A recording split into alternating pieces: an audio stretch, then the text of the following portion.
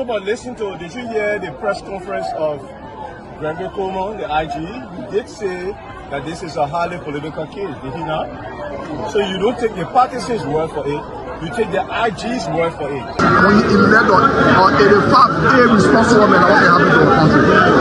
We elect on 85 irresponsible men to govern this country, not to be very irresponsible. Please place your left hand on the Bible being held by your wife, and you will kindly raise your right hand, sir, and repeat after me. All standing, please. I, Joseph Newman Boyka Sr.,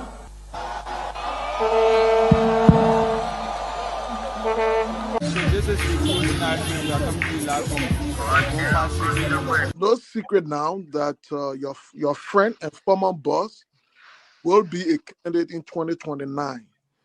With all of that you experience, all of that you know, and everything that you see unfolding in the country now, will you support him? Will you be part of the process? Will you give him the support? Do you think he can be a better president? So why you want to bring political Benin in it now? Oh, but you political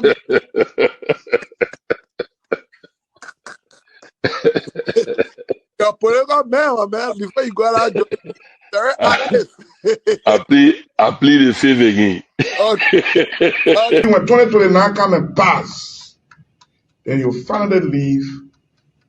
Mission is completed. Now what the rules of engagement? When the war ended, the guy said, the captain, the commander said, mission complete. There wounded outwards, all men on board. So this riot situation when it comes to country, because many times you notice that Charles Taylor is the problem. He will be out of here in the twinkle of an eye. And I say, let well-meaning Liberians come home. If we respect this constitution, a government formed in Accra is a violation of Article 1 of the Constitution. Let them come home. Let that government be formed in Monrovia. On the broadcast administration, we want to give the government of Liberia an ultimatum of 72 hours to provide a living ballot of the chairman of the Student Unification Party, or else there will be a catastrophic pneumonia in the Republic of Liberia. To arrest the chairman of the Student Unification Party, only because the government feel intimidated about the Vanguard Party advocacies. The government got capital road, small road, big road, all kinds of. I think the reason Joseph Baka will not do much because the old man, the papa is suffering. The papa loves the country, but he can't make it. The criminal there around him, they sophisticated than him. They are sophisticated criminals, so they can't make it. You don't look happy this morning. What's going on? Have your black belt defeated? You don't look happy. You enter the very sad. You are very sad entering into the grounds of the capital. What's going on? You don't look happy. What is the meaning of this phone, sir?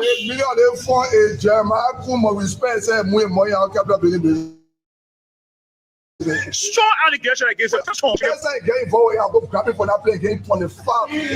You must seem to be joking. How is it possible to get closer to the vice president? You don't look happy. You don't look happy. You don't look happy.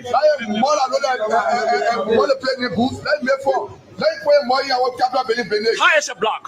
The Kufe? You saw the numbers yesterday?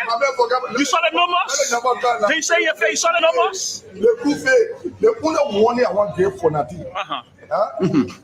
Let's hear you. Look, this is a challenge. And the process has started. You don't look definite. It is a challenge. The process has started. What are you talking about? Tell you something. For Nati remain a speaker of this country, you will all be the same. Even with the numbers for the active Kofa block? What you got number? You saw the huge number yesterday. The number has started negotiating. No, it's a break. People come to the place with their own intention. You say Fonati implore people. He implore people to come work now. on their time. They employ people. No, they didn't employ people. You say Ponati block people, he open hospital, you open one. So who he employ? And that bring people. So you want to put people on a job? Say let me employ a family people. Let Jeremiah Kune doing. Say let me employ a family people. Let Primo they doing. Say let me employ a family people. Let Joseph Bangalaga Peabody. Let's forget about the president saying the whole thing. You want me to close the talk? No. Go ahead. But just leave the president. So let's talk about. You want me to restrain my talking? Nobody can restrain my talking. And what about go ahead and talk? My wife in the business. Can you give her a kiss? Okay, go ahead, sir. Mama, what tradition we are getting wives. But you don't look happy. I can tell from your left eye. You don't look happy. In the morning, I involve my routine. 4 pounds. So that's not happening the last time when happened here today. What should have happened? What happened? What are you talking about? What happened? That should have happened. What happened? They play not for police. They play for capital building people. So, and we take the action in our name. So you don't need the president of police office. Don't need the president of police. But I have been around for the police go get account the people the office. Giving him money. Forget that thing. So, how is your black now as we speak? Mama, the black say you say our black. Will there be session tomorrow? There will be more session tomorrow. You will sit on the speaker? Mama, we feeling with the thing already. So far, remain a speak. I know for that. You know happy? The thing about soul and voter for Kofa. I want to see it before I wear.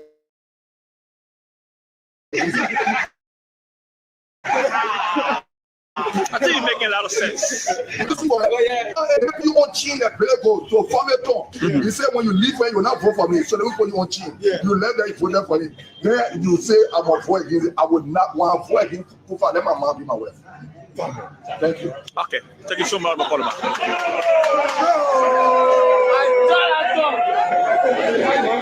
All right.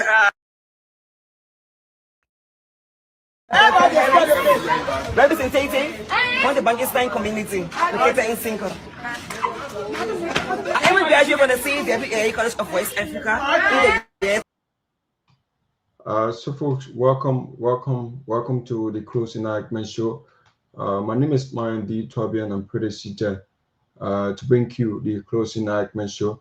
But before we bring you the show, let's play you some teaser before we bring you the Closing Argument Show. So we'll play a couple of teasers here to tease you small, and then bring you the Closing Argument Show, where we discuss some training national issues that are affecting the Liberian people. So we are going to play some teaser, both past region and then core region, and then some permanent citizens. We are going to play some teaser.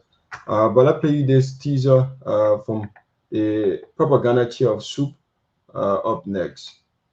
As the local Gonabo, the Augusta Sabuhe Rastafari. The only man now that is in the world confusing from the Jesus today. Today is a Muslim, tomorrow is a Christian. The next day is a fake. Other day is a Buddhist. When that local Gonabo who fought his idol, not about his head, felt that he could lead tyranny and chaos. Soup up to my chest. Whether it was batum at our backs, whether it was gun at our heads and collars at our neck, we confronted and we challenged the weird gangsters in first time. Today, we can challenge the Lutheran regime in Joseph White. The regime that is massively looting state resources under the pretext of hiding ill-gotten wealth. A regime that fear on multiple sectors and the multiple front, but it's using as the local Gonabo starts up today is a Muslim, tomorrow is a Christian, the next day is a fake, other day is a Buddhist. When that one Gonabo fought his idol, not on his head, felt that he could lead tyranny and chaos. Soup open my chest. Well, it was, we confronted and we challenged the we against terrorism investor. Today, we challenge the blue terror regime in Joseph White. The regime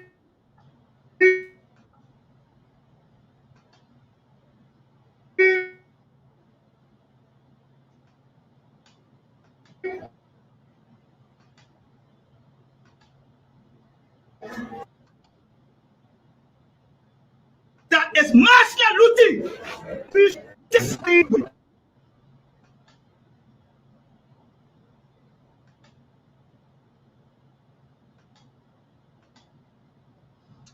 So folks, that's it. We are trying to play you some clip here so you can listen to some of them before we bring you the closing argument show. But we have another one here. During the Senate hearing of the Assistant Minister of Internal Affairs, let's listen to this one.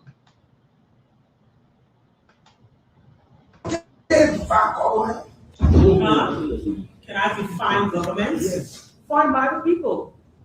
Your people? Yes. And the government? The government is for and by the Liberian people who serve the people. Can you define government? Can I define government? Yes. Formed by the people. Your people? Okay, so folks, welcome to the closing argument show here on Truth 96.1, and we're also live on Kia Radio in Central Monrovia. My name is Myean Torgbean. I'm pretty seated to bring you some training discussion and past discussion as it relates to our country, Mama Liberia. So hopefully by tomorrow we will get some folks coming on. But next week Monday, rather, we'll get some folks coming on to be our guests, but we yet to confirm it. But we are hoping that they come on next week to inform our viewers, inform our followers about some other training national issues. But welcome. If you're just joining, I'm seeing the man, Samuel Kofi Wooks Jr. is also following this live broadcast, and we have other folks who are also following. If you just join, you can just leave your comment in the comment section. Let's recognize you until we get the other folks coming up to bring you the closing argument show. So my name is Myean Torgbean. I'm pretty seated in studio here at Truth FM. I bring you this show, and we have a lot of discussion up tonight. And we also saw on last night we saw the IG Seleke Kromah. He was on last night, giving some information as it relates to the Liberia National Police here, and other cases that are being investigated and still pending investigation at the Liberia National Police headquarters. And you did listen to him. There were so many key issues that he made and did mention. And then some of you who were following closely, you heard a lot from them.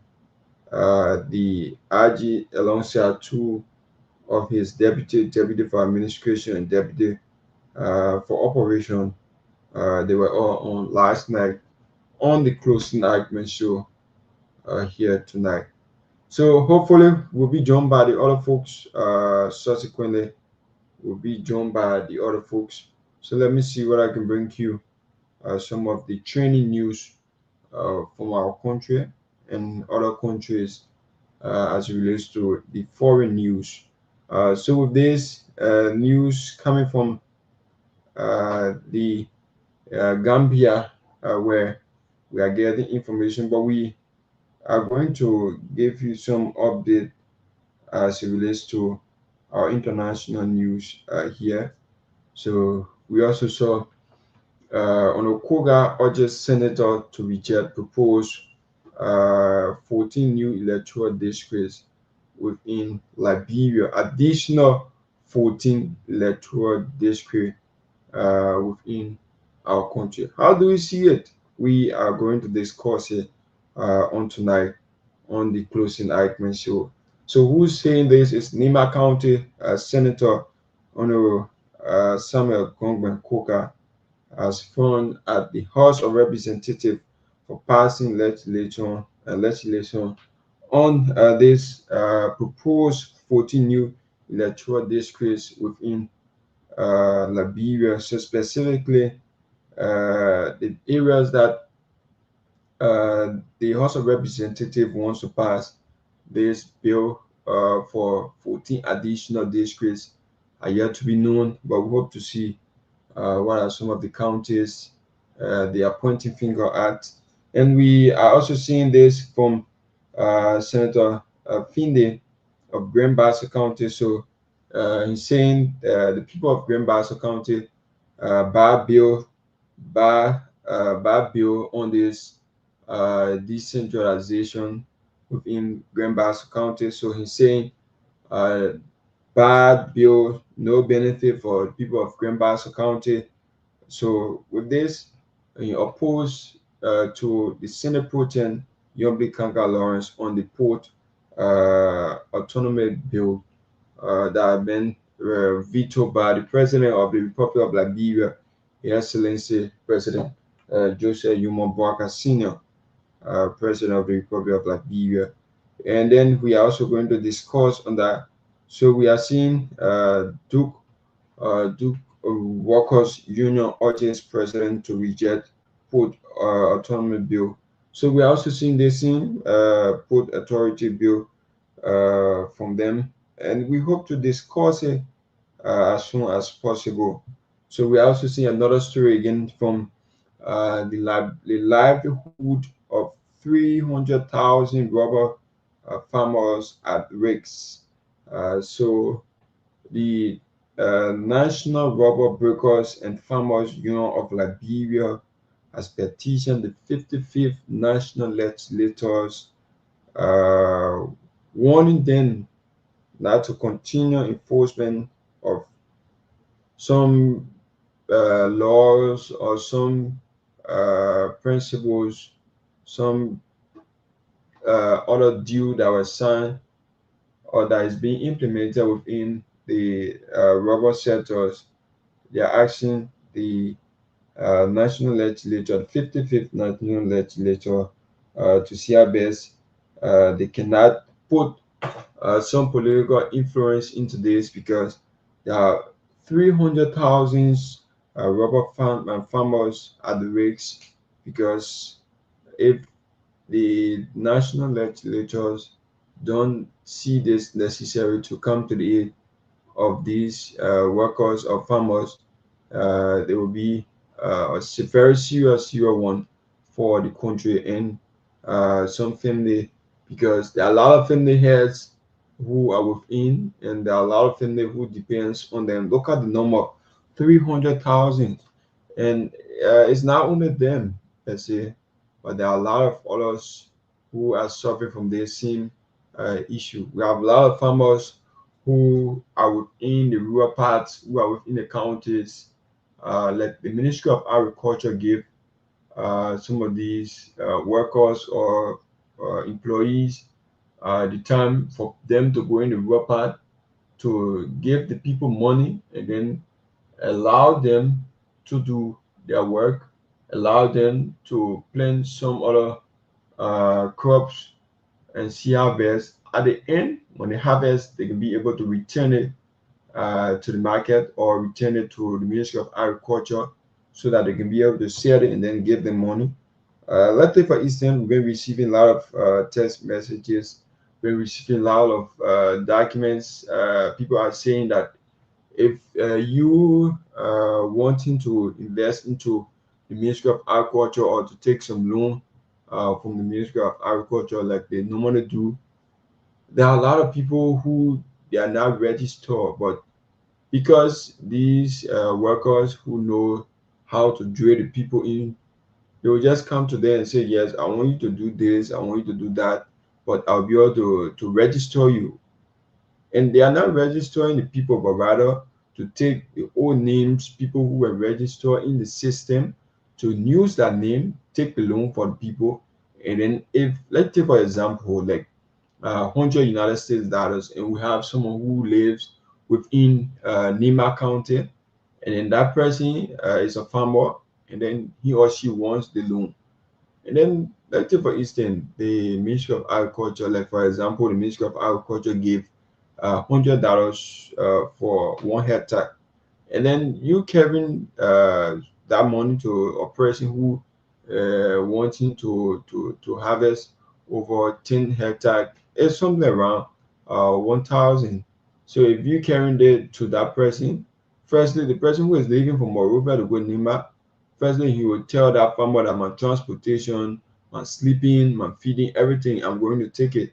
So let's say for instance, if you taking like $40 or $60 from each hectare for your feeding, your transportation, what have you, from each hectare, you're taking $40 from it. And then that 60 that is remaining, how much that farmer is going to work in to sustain themselves, to pay people to harvest, to brush, and what have you, to do all of the farming activities within that $40 just for 1 hectare. And then if we reach at the end, you won't get anything for yourself as a farmer. That's how the same thing is like with the teaching fee. Like those of whom that are in the teaching fee, if you teach, not in our country or in Africa, we see many teachers out of 100%, not even 50 or not even 20 or 30%. You see teachers to succeed. If I say succeed, like we all see business owner, we see politicians owning compounds, we see politicians owning companies, we see politicians having duplex and a lot of things. But for you to see within our country, Mama Liberia, if that farmer don't invest in anything, just let's say if that teacher don't invest in anything apart from teaching fee, he or she will not have the opportunity to build a duplex or to build a compound that worth over 5,000 United States dollars. How possible it is within our country? Maybe probably except you taking bribe from students. Even if you're taking bribe from students, that cannot help you, because whatever that students will give you, it won't help you to build a house or that compound you need. Because if a student is giving you like $5, $10, $20 for whatever you want them to give you it for, from that time, like school runs for 10 months, from that time up to the end of the year, you won't achieve what you want to get. Because in the first place, in our country, you feed yourself, you have a family, you have your children, you have all of necessary things to be done. How much is it that you are going to get for salary? Let's take the highest range, like teachers are making like 500 United States dollars at the university level. Let's take it with that range. And then if a teacher is making at that range, he have his family, have his children, and what have you, what is that teacher going to carry home for his family or for his children? Because if you get that 500 before the year comes to before the month comes to an end, you have already credited amount of money from other people, because transportation matters. Even if you have a vehicle or motorcycle, you have to buy a gasoline along the way. The vehicle or that motorcycle will have or some mechanical problem you have to resolve. And then in that process, the money you are also losing. So there are so many things within our country that people are not really paying attention to. But nowadays we just see the government officials, they are the ones. If you are now government officials, like people will say in our country, if you get into power, that's the time you can build your house, that's the time you invest into whatever you've been thinking over the past time. Like if you as a person, you have the plan, you have the mindset, you have the vision, like if I have money, I'll go to school, if I have money, I'll do this, do that. And then over the past decade, you don't have money. You're just living your life the way you want it. And then as soon a moment come wherein you have a little amount, or you have been appointed, or you have been into like you enter in the government job, that's the time all of your plans will start to come to reality, because it's the opportunity is yours to make your choice. The opportunity is yours to make your own decision, how you want to be, like how the entire process. Just imagine how we see some of our past government officials. Some of them, they never had even a kitchen where you place chicken. They never had it. Some of them were even renting from people from one place to another. Or when some of them were employed, or some of them were sent into government institutions, they started to loot. They started to corrupt the system. Like people will say we cannot end corruption within our country. It is true that we cannot end corruption. We can just limit corruption, but it's very, very difficult in our country, because firstly, you have to look at the issue about the young generation, because none of them we see that not many people, not many politicians. Some of our politicians, if they go out there, they will sit around the young people educate them, the young people will give them some ideas. We hear the young people in other countries speaking. It starts to wonder, it's not magic. If you see such a thing going on in another country, it's not magic. The people invested into the young people. That country invested into the young generation, because they know that after the older folks, the next will be the young generation. So these are people who will be the next. So if we see in our country, like Mama Liberia, we see other folks are not giving time to the young people, most especially the politicians. They just put the young folk behind them just to chant battle cry. But if you enter in another country, you see young people, they are all over making headway. But within our country, you cannot see anything.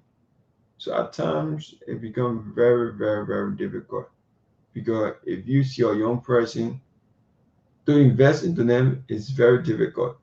So we see the issue about corruption in our country. Not many people will say I'm corrupt, because you haven't yet been found guilty, or no one have caught your hands or seen you in the act of corruption. But one thing I would say is that if you are a corrupt person, that doesn't show. The people will know, because if a corrupt person is somewhere, you guys will know, because people will say in our simple Liberian English, you won't have your black hands, because definitely anywhere you go, people will know that this person is corrupt. There are some people, the moment you see their face, you know corruption is waiting on them. They don't have to tell you that this person is corrupt. But the moment you see their faces, you know that this person is corrupt. You don't have to use detector, you don't have to use microscope, you don't have to use any instrument to detect that this person is corrupt. There are some people within our country, there are some people within our community, there are some people within our family. If you interact with them one time, two times, you already know who that person is. So that's why you see many people from the States, many people from other countries, they don't trust their own family member. They don't trust people in Liberia to invest into them, to send them money, because somewhere around 2010, 2011, up to 2015, there are a lot of people who were sending money to their family members to build their houses, to do some other things for them. But some of them misuse that opportunity, just go and buy land, or somewhere else they just get someone land, take some photos, send it to them back, and say, yeah, this is a project I'm undertaking for you. One lie, corruption everywhere. You don't have to be like in government first before people know that you are a corrupt person. No, corruption is everywhere, in your family. Corruption is in your church. There are some pastors, they take some money from in the church without informing the church what the purpose of the money. Why are they taking the money from in the church? Just take the money and then say, if mother give me that money, I will replace that money. Or sister give me that money, will replace that money. If that pastor take that money, other officials, other church members don't know about it. Even sometimes that pastor know where that money is, just go and take it. Nobody know. And then the corruption starts to go everywhere. It don't have to be within the government before people know that this is corruption. Corruption can happen at any time. If someone gave you money for a specific purpose, say, this money I'm giving you, this money is for Peter, this money is for Brown, give this amount to this person. If that money is handed over to that person in full, according to what the person told you, you are okay. But if that person tells you that this money, give this money to Peter, give this 5,000 to Peter, and then if you give it to Peter, tell Peter, or if you give it to Peter, it's okay. You don't have to tell Peter to call me or whatever, but just give it to Peter. Then you go and take out some from on it and give half to Peter. That's a corruption. If it gave you that money to give it to Peter, and then you go tell Peter, oh Peter, this money they gave me to give it to you by using on the road. Was that the purpose that they gave you it for? Did you reach to Peter and tell Peter, this is the money, but I want you to help me? Did you do it? No. That's a corruption. There are so many ways people don't know corruption, because even the people who can be saying this government official is corrupt, your very self is very, very corrupt. You have carried on a lot of acts of corruption. So if you say, like we saw during the re-administration of the 14 billion, we saw a lot of amount that were raised by people. This person is corrupt. Let's take for instance, if a budget is passed or someone gave you your money for institution, say this money is meant for you to buy a chair for the institution, or the person gave the money, say this money is meant for you to buy a chair for this office. You go, you took the money, you buy flash screen, buy other stuff without buying a chair for that office. Was that the purpose that money was given to you? Even though you say, yes, we don't have chair, we don't have a flash screen, we don't have this one, we don't have this, it means a lot of things. We don't have it within our country, within our office. But then that money was given to you to buy a chair for that office. And then when you took the money, you bought flash screen, you bought a desk, you bought a computer and what have you. And then when the person comes to audit you and then starts to ask you, where is the items that I did ask you to buy? Where's the chair? And then you started to say, oh yes, this money you gave me, I bought laptop, I bought flash screen, I bought this one, I bought that one because we don't have it, we need it. Was that the purpose that this was given to you? No. But so many people don't take these things into consideration, because all Liberians think about corruption is that if our money is placed somewhere, or that country money what they give you for the people, and then you went and eat the money or eat the money, that's corruption. That's how many people think. Like the president gave a minister of money for his people or his employee, and then that minister went and ate the money or share the money among certain group of people. That's all Liberians know that corruption is. You won't take into consideration to know what's the aim and objective of corruption. There are a lot of corruption that go out in the public within the eyes of so many people. They don't take note of it, but just sometimes representative is giving a money for his district, and then that representative don't do what it was told. People say, yeah, that's corruption.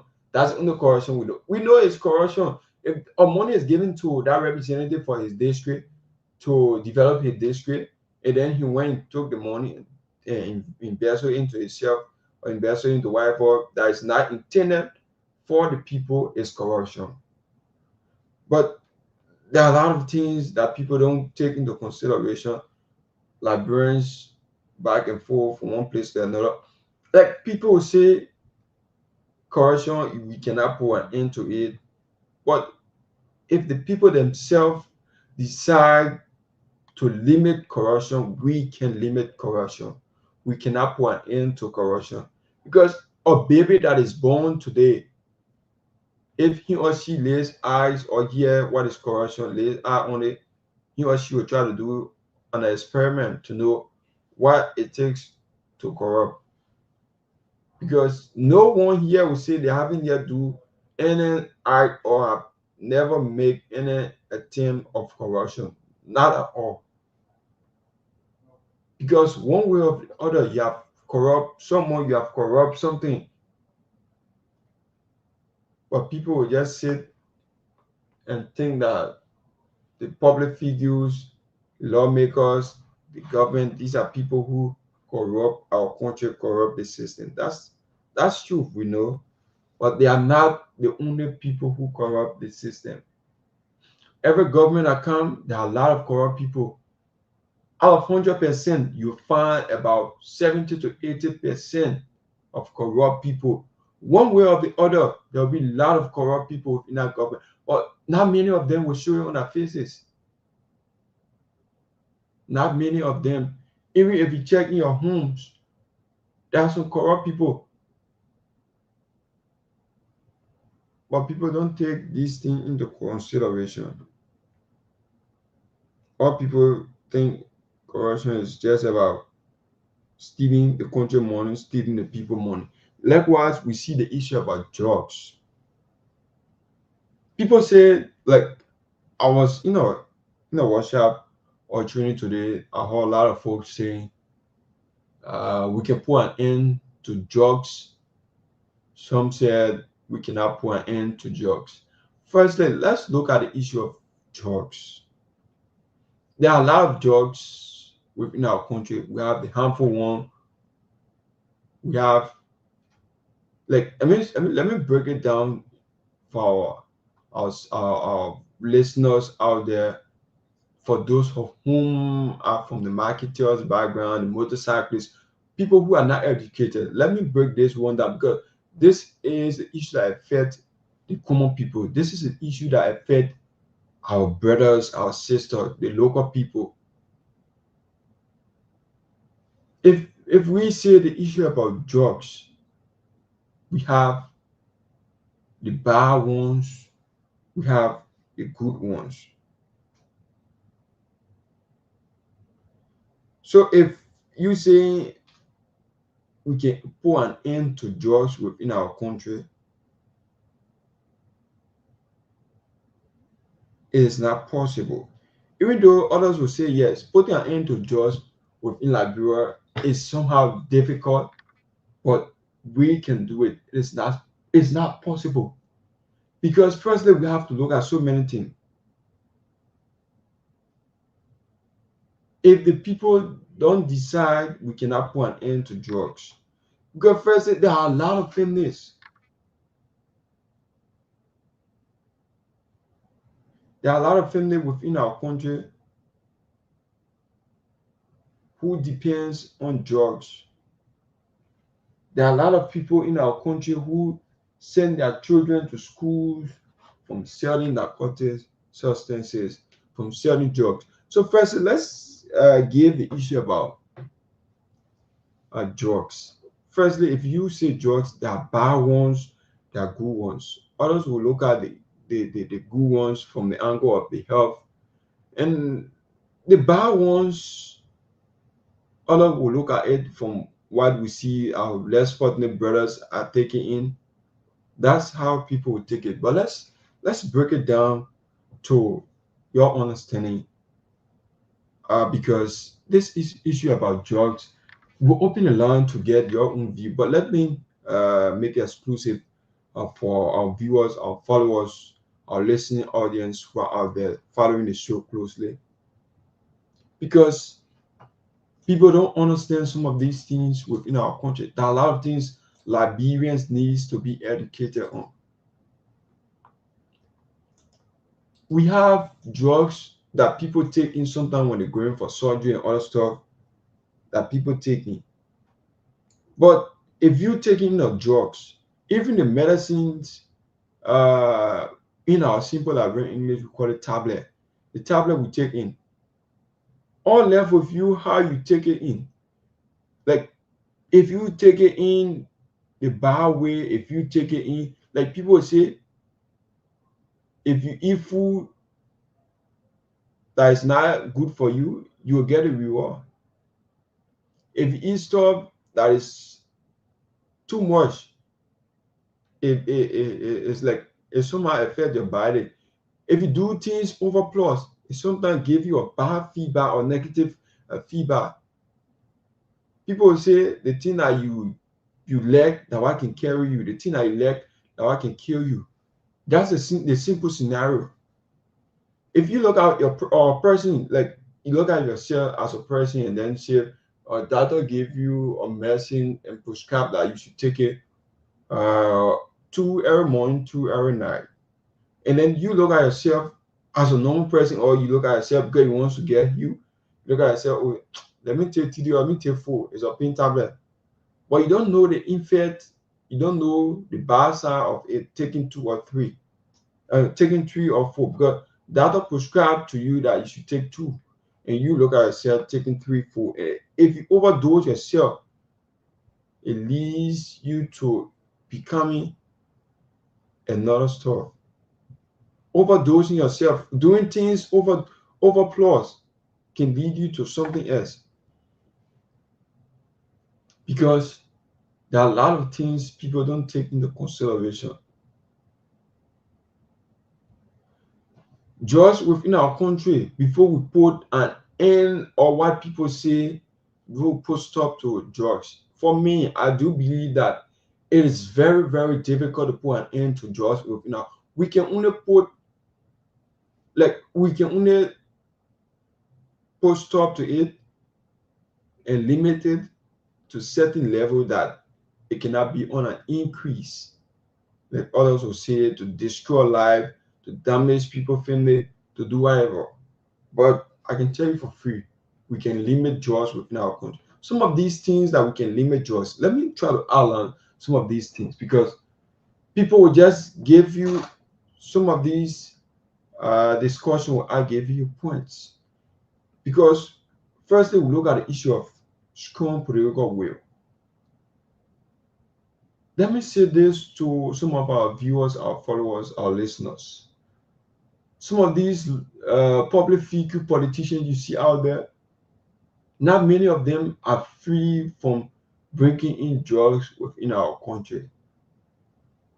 Let me say this, not many of them are free.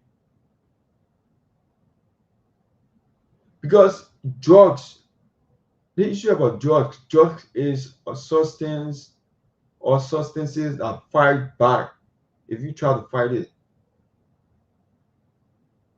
So drugs is an issue where where leaders always look. So in other countries, the government fully enforce drugs law. Like we have within our country, we have the Liberia Drugs Enforcement Agency. They also help to stop drugs in protecting trafficking within our country. So if you look at the issue about strong political will, there are a lot of government officials who know some of these people who can bring it within our country. But because this person is my ally, you cannot leak this person out to the public. You cannot expose this person. You cannot tell this person to stop because this person is your ally. This person is someone who bring in, sell, and then supply. You give you more money. There are a lot of them within our country. We cannot call names. You look at the issue of community, your own family members. If these people bring these things from other countries, bring it into our country, who receive it, who sell them, they are not the same people who taking it from other countries. We as Liberians, we as community dwellers, we as family, we are the same people. We are the same people rather that engage these things, that embrace the people, take it from them, sell them, and pay their money back. Whatever we sustain ourselves and our family with. There are some people selling these things within our country. They have gained a lot of popularity from it. Everywhere you go, you pass in the community, you hear the other name. You pass in another community, you hear the other name. Because of selling drugs, you have become a popular person within that territory. You have become a popular person within that community. We look at our community. There are some churches where you see they have some ghettos within their surrounding. There are some mosques. You see they have ghettos around that area. There are some traditional leaders. You know yourself as a traditional leader. You're sitting there, you're seeing young people coming around smoking, doing some transaction with drugs that you know is illegal within our country. You're sitting there. The young people themselves, even though you cannot smoke, you cannot take in some bad substances, you cannot take in drugs or whatever, but you sit there and allow your peers, you sit there and allow your friends to take some of these things. That which of course is wrong. If that person is affected today, you don't know what's the outcome tomorrow. That person may be a close friend to you. If that person is affected today, tomorrow, that person might likely convince you somehow, some other way to be addicted to it. Let's take for instance, let's take for example myself. For me, I don't drink, I don't smoke. If I'm around peers who I know, I usually sit around them, they usually drink, usually smoke. Let's take on the local basis like drinking. They usually drink. And then I'm around them every time I say, they say, yeah, we sessioning, we vaping and whatever terms you may call it. And then time comes, I'm always around them, inhaling that scent today or tomorrow. Don't you think I may be one of those who will be taking the scene? Firstly, you have to decide yourself. In taking that decision, stay away from it. Like other people say, I can drink, I can smoke. It's good. Like let's take it on the issue about smoking. Others will say, like you cannot drink, but you see there are more people who can drink. People who don't have, there are a lot of people who don't have issue with it. But let's come to the issue about smoking. If you say you cannot smoke, but you sit in a ghetto, you sit in a place where people smoke, boy, you are inhaling the scent. Don't you think you are being affected by it? The smoke alone, you are inhaling it, is affecting you. Others will say, I cannot smoke drugs, I cannot smoke other substances. But guess what? They can smoke shisha. You say you can smoke K2, you say you can smoke cigarette, you say you can smoke marijuana, you can smoke tie and dye, you can smoke cookie, you can smoke trauma, and the rest goes on. But you can smoke shisha. What's the difference between smoking shisha and smoking marijuana, smoking cookie, and the list goes on? That's the same thing you are inhaling. Because your lungs, your heart, you are damaging it. Sometimes if you sit around some of our less fortunate brothers sometimes if you hear some of them coughing, you forever regret why you have to sit around them. It's just like these days, we don't really see what we used to see like in the past 5 years. We don't see it again like now, where before if you sit around some of them, you see they have banners on their foot, you see some of them having clothes on their hands, like or banga or whatever you see on their foot, all over. Sometimes you sit around there, you feel miserable about yourself.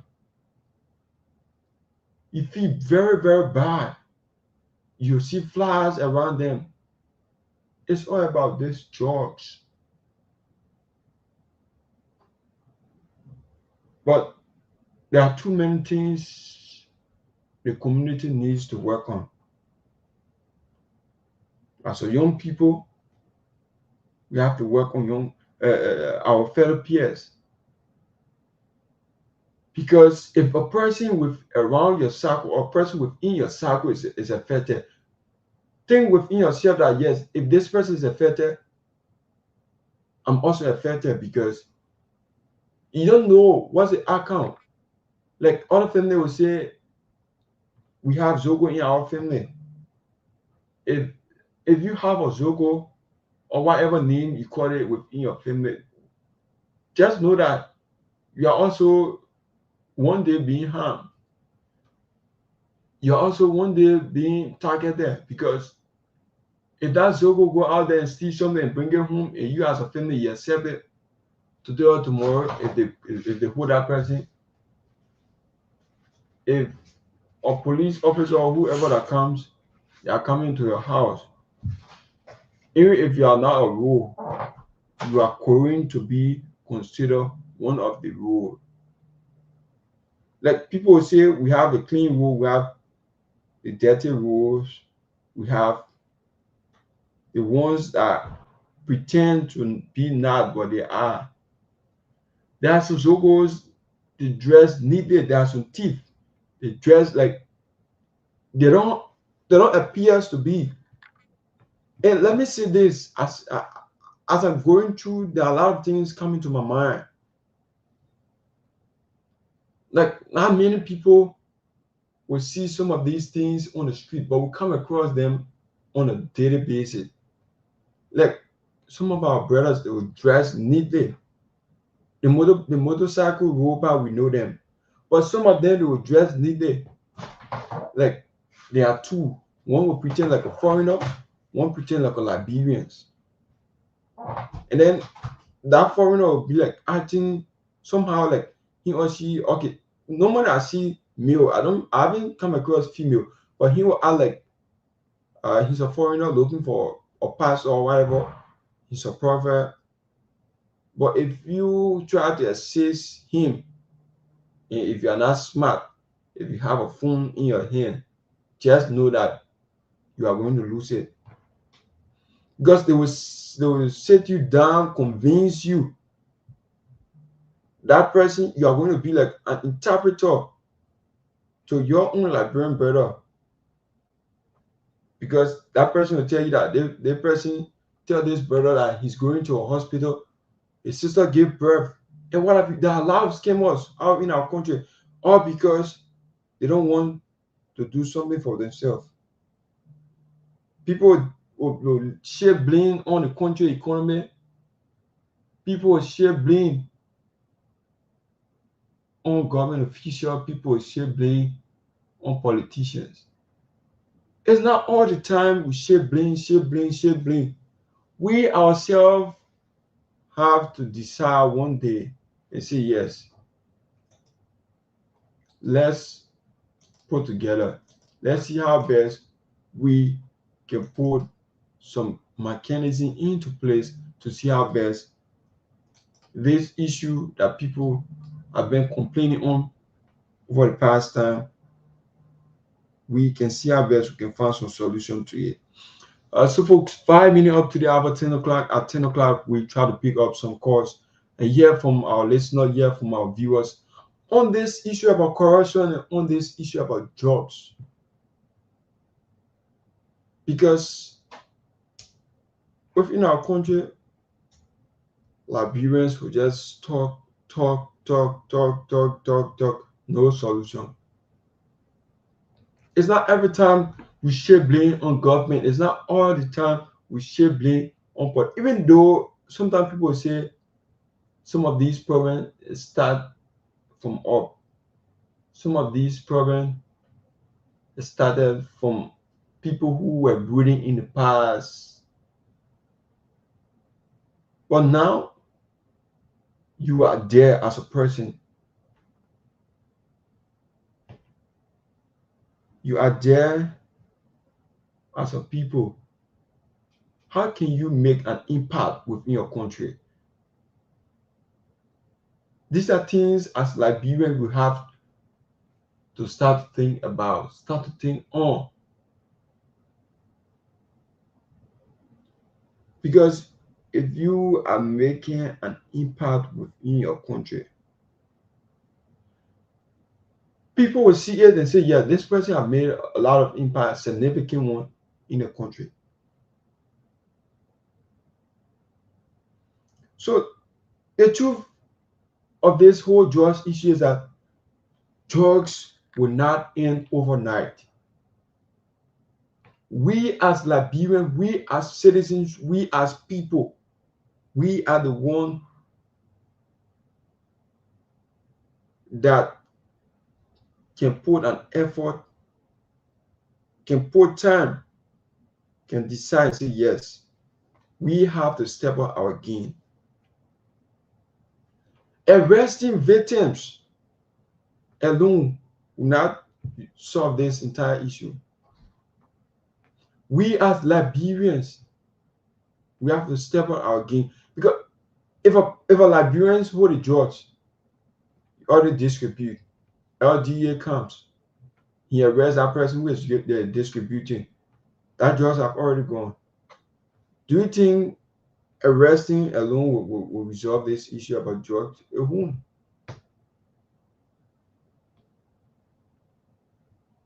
The whole society as a country, the entire society approach can reduce the issue about drugs. It can reduce this issue about drugs abuse within our country.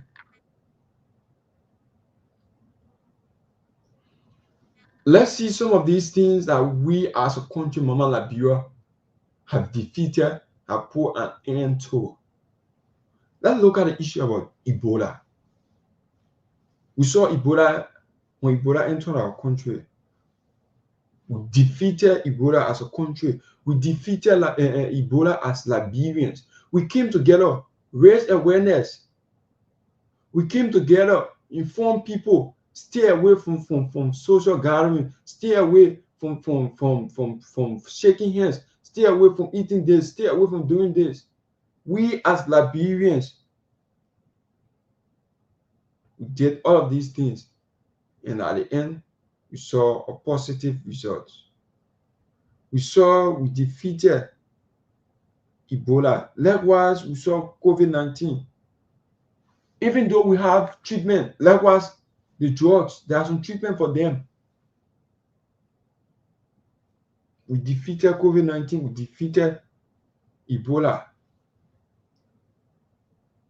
Liberia, as a country, we ended war, civil war within our country. Don't you think we can put an end or we can limit this issue about drugs within our country? Just look at the issue of a war. Because drugs is just like the same issue as war. Because if a whole entire youth in a country is like affected, then that means the entire country is on the increase. The country is on the war. People won't see some of these things to be some of the achievements that have gone so far. If we see how best we can put an end to some of these things, let's look at the issue with unity. We have to come together as a country, have to come together as a people, unite as one people. But if we see there's other people come out like we saw during the George rally, the other group came out and said, yeah, we were the one who came about with this George rally. The other group was saying, no, now you, that we the one were the one who brought about this George rally, just to give favoritism, just to say, yes, we are not prepared, we are not uniting ourselves to fight against drugs. All of these organization groups, Liberians against drugs, students against drugs, patriotic citizens against drugs, the other group against drugs, all of the all of the groups will have all of them. That cannot put an end. That cannot stop it. You have 50,000 groups within our country pushing one agenda. It cannot stop it. We as a country have to unite, come together, no matter your political affiliation, no matter your religious background, no matter what you believe in. Let's come together, unite as a country. On the issue of accountability, because if you're fighting drugs, you have to be accountable for some of these things. Let's say, for instance, we are fighting drugs, we arrest or huge quantity of drugs, just a few people, and then not many people know about it. Are we really going to show accountability? Some will say, my man, when we sell the drugs, if we release this drug from the person, if the person gave me 1.2 million United States dollars for this worth of drugs that we have arrested from this person,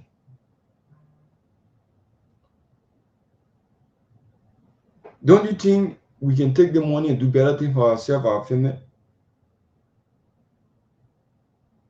All of them will agree, yeah, my man, it's good for us to take this money and then do something for ourselves. Because even if you have this money, people will say, yes, you have done a lot. People, if you, like, so many people insult people for turning over some of these things, abuse some of them, target some of them for doing the right thing. It is true. But accountability matters. Well, if you're fighting the issue about drugs, accountability matters. Because drugs is a substance or substances that attack or fight back if you try to fight it.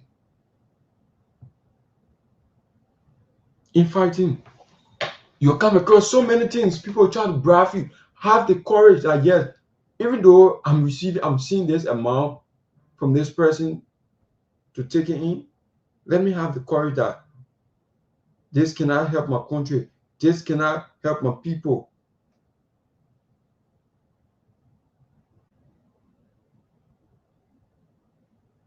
This cannot help the next generation.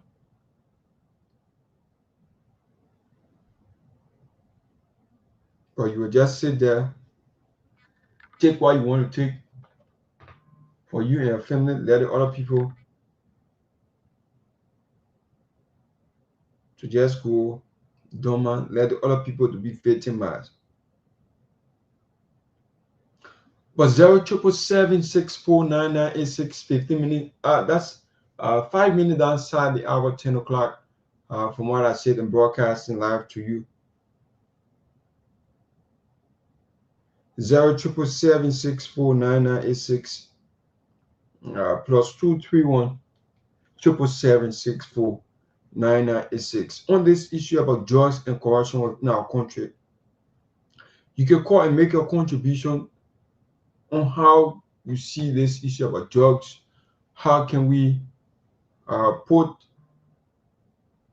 this issue about drugs to limitation, or others will say we can put an end to drugs. If you say we can put an end to drugs, how can we put an end to drugs within our country?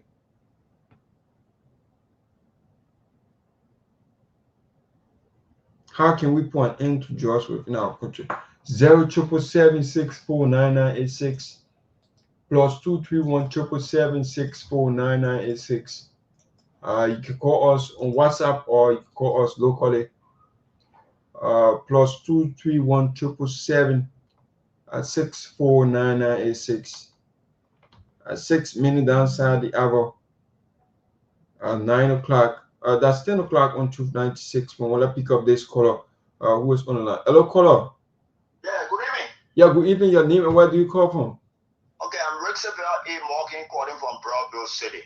How is Broadville? Broadville is kind. Mr. God, thank you. Everything is in that. Okay. Okay. Yeah, so you can go ahead. First of all, let me tell you thank you. I sat by my radio and I listened to you well. The first thing, let me address the corruption. That's how you put it. Many people feel that only government officials are corrupt. But corruption begins from the house. They enter the church, they enter school. Exactly. All right. Then the next thing, they come to the drugs issue. My brother, can you imagine? Even in Broadville, most of our big churches will got a lot of go around. But how many of those pastors can take on Sunday or a day to even stop back to those who go to say, hey, the youth, this is not good.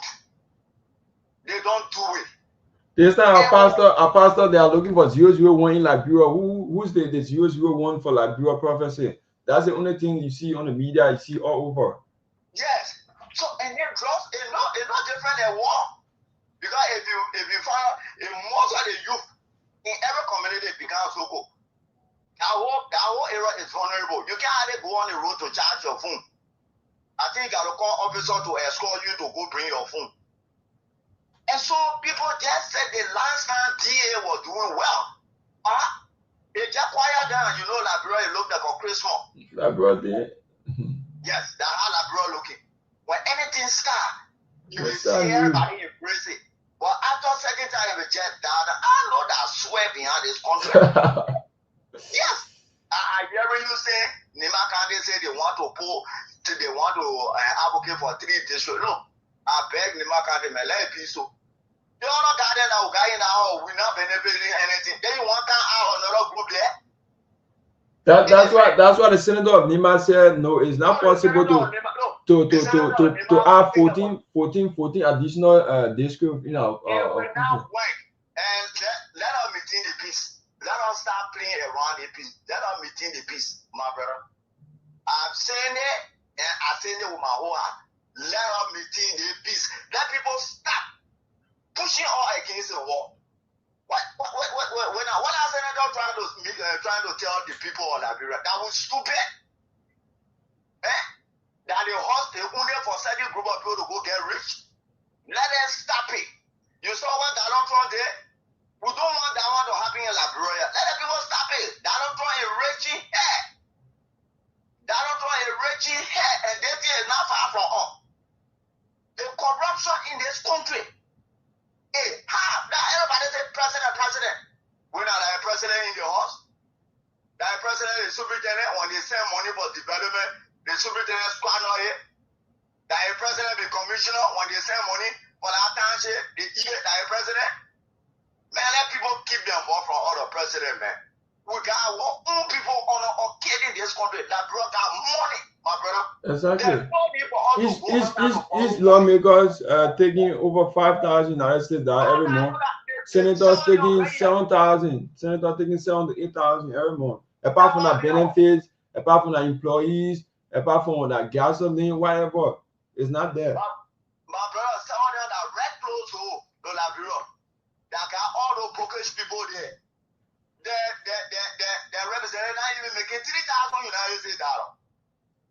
Then you got one at a contract ball from Red Yabango Village. You can't say that here.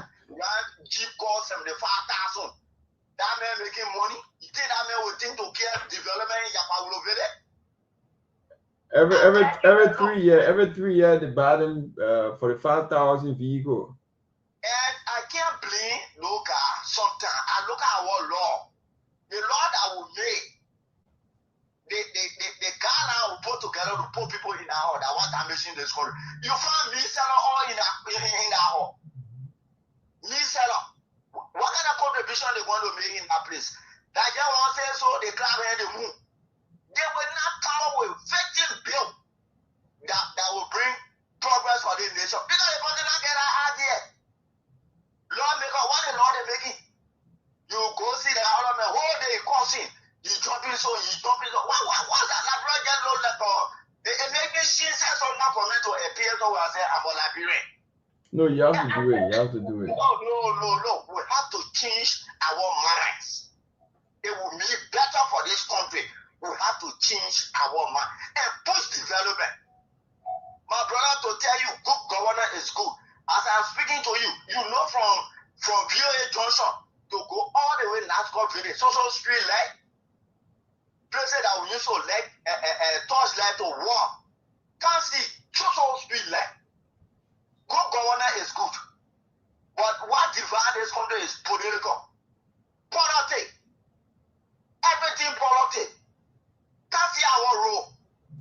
Only I said they're grading the road from here all the way to Riggs. They will build the street. That's a development. That's what we're talking about. There's somebody say the essential Liberia government. Donald Trump came up with immigration plan. They both say they will face all the policy of immigration. That's why other people masquerading around here and they essentially government. The people from the far country that brought out of there. They say when your man in America want to send for you here, Donald Trump post stop to it. You will not go. You in America, you want to work, your passport will be with you. They not say Liberia government. They both talking about the immigration policy in Liberia. You find a sort of alien floating all around here. That's not America. So let us start, man. This cheap politics, let us start. We're not stupid here. We are educated people. We are educated people. So now, in a lady government, essential the government, who told you? Immigration policy in America. Donald Trump said they will visit it. 75 African countries have been put on our legs. You will not go to America until they come up with a mandate. And it should be in the interest of the Americans. So, if you in America, you go to school, your passport will be with you. Then you talk about the essential government. The essential no government. Thank you, my brother. God bless you. Okay, you're welcome. 07776499986 plus 2317776499986. Hello, caller. Yeah, hello. Yeah, your name and what do you call from? I'm Dr. Daniel Johnson, call from Los Angeles County, District number 1, so this is Fenner community. Okay, how is Fenner? Well, Fenner is okay. I live with Kill California. I live with Canada on 11. Okay, that's good. Make a point. Yeah, you spoke of corruption and how jobs can be limited or put to stop. My brother, let me be honest. So I was hurt. We are our own problem. When you look at corruption, there's some who are attending the university. They're doing essays, then you go effort teaching corruption where you will do the test, then you read the test. What kind of language is that? I mean, I want you to give something. So, you said what again? Come again. I said I'm Elijah Daniel Johnson. Yeah. And if you spoke of corruption, in Liberia right now, we are our own problem. We cannot postpone or limit corruption because everything in the university of Liberia is there. I'm doing ethics, then you are telling me to get before rest test. So what's the scenario of it? What's the clear definition of that? It's just something I'm saying that in corruption is hard because it's in the school. The professor did themselves, they teach with the student corruption. So and then the student go out there, the student will carry on one the leg. So at the end you cannot postpone or limit corruption. Then when we come to the judge, my brother, for me, I gave lifetime to this government, the Liberian Judge Enforcement Agency. They are working. But then, you look at the entire drug issue. Our people out there are the cause of our brothers and sisters today. They are being misplaced. You say, oh yeah, how just enter the country, how just enter the country. Oh, no one knows. And these people are the same one tomorrow when PA arrest any individual, they will be the one to call say, that person is my interest. Free them. That person is my interest. And you say no, then you lose a job, something happens there. So to just put stop to this thing is difficult. And for it to be limited is difficult, but PA is working for me. So that is my point. Okay, thank you all so much. 077649986. Call and make your contribution on the Closing Argument Show on Truth 96.1. We're also live on Kia Radio in Central Monrovia. So let's pick up this next caller who is on the line. Hello, caller, your name and where do you call from? Yeah, hello, sir. This is George D. Kakui, and I call on the second foreign city in Bonkan, the Senator. I is Totota. Okay, that's wonderful. That's wonderful. Make a contribution. Yeah, you know, first of all, I will say thanks for the program. And then creating new, you know, maybe it is God that is working now for us, you know, Liberians. Because those people that we consider to be lawmakers, you know, are not doing the right thing. Perhaps those 14 districts that have been created, and you know, God may speak to the mind of 14 good persons that will be added on the 73 so that they can do the right thing. So and that will also be another job creation, because if we create 14 jobs, you know, for the Nagbe, you know, to the representatives side, then each so that representative receiving 15 employees, then I mean you will be creating jobs. So for me, I'm happy for that idea. And the number two again. So if you're saying giving more create job, let's look at the issue of the pay. Well, some of them are getting 5,000, and then looking at that salary, looking at the 5,000, some of them are going to be getting. Yeah, let's look at the issue of 5,000 times 14, you get over 70,000. Look at the money that you are going to be losing within the country. Okay, 14, you get out more, and then those 15 jobs that each of the officers will be getting will also increase the money more than that. But what I want to tell you is, even the budget that they can be passing will be about. Sometimes it don't come directly. Sometimes it don't come directly. Okay, I agree. It don't come directly, but every way it comes, but at the end of the day, we can only get the money need.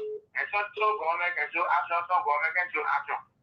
Okay. That's what I'm saying. So if the people will be doing that, and then will be creating job for another 15 times 14, and then plus the 14 lawmakers, so that will be fine. So I think it will be a fine for, or maybe sometimes they will not complaining because maybe they expected more and they getting less, so they are complaining. Some of them they not getting some, so they are complaining. So for me, that would be okay. Then when it comes to the DA my brother, if the president not put it the other, it will be bad for this government, and some of us support it. It will be bad for the 2029, because my main reason of me voting for this what I did for their job there was the drug issue, seeing the children getting into drugs, taking in drugs. So it made me to say, well, if I vote for President Boga, he would take fewer action on drugs. But I'm actually seeing that the judges in the court now, they are getting rich day by day, and some of those DA officers, they've arrested 3 hardcore drug criminals that I know. And then they were sent to court, and the court sent them to jail. The government paying you too much there, attacking the other, and then passing through the same checkpoint. It will be some of these drugs dealers, people staying at home. The moment they stay at home, the government want money. As soon as they stay at home, you get outside, finish. That's all. Yeah, but it is not available. So I don't think those judges, but you know, before half-court just criminal arrest you, saying the court saying the jail, you know the court zero time, you know, to judge about the pay or use amount of money so that they can go out. So the person has to tell who the if the evidence will be under, then the see judge have put just criminal and the arrest, for example, to the checkpoint that I know in going that's another checkpoint. The evidence see what they arrested you, the thief has, you know, we arrest you. Then they will say you back to the court. But the deal will make a arrest and send it to the court. Then the court send the person to the station, to the bank, send the person, and then you see the person, and you know, mark everything, right again. It's like, I guess the judge is a billable crime, and we usually must know that it's not billable. So it means those judges, they can reach over there, they will be down there, over there for the state judge, and they will be only on the 2029.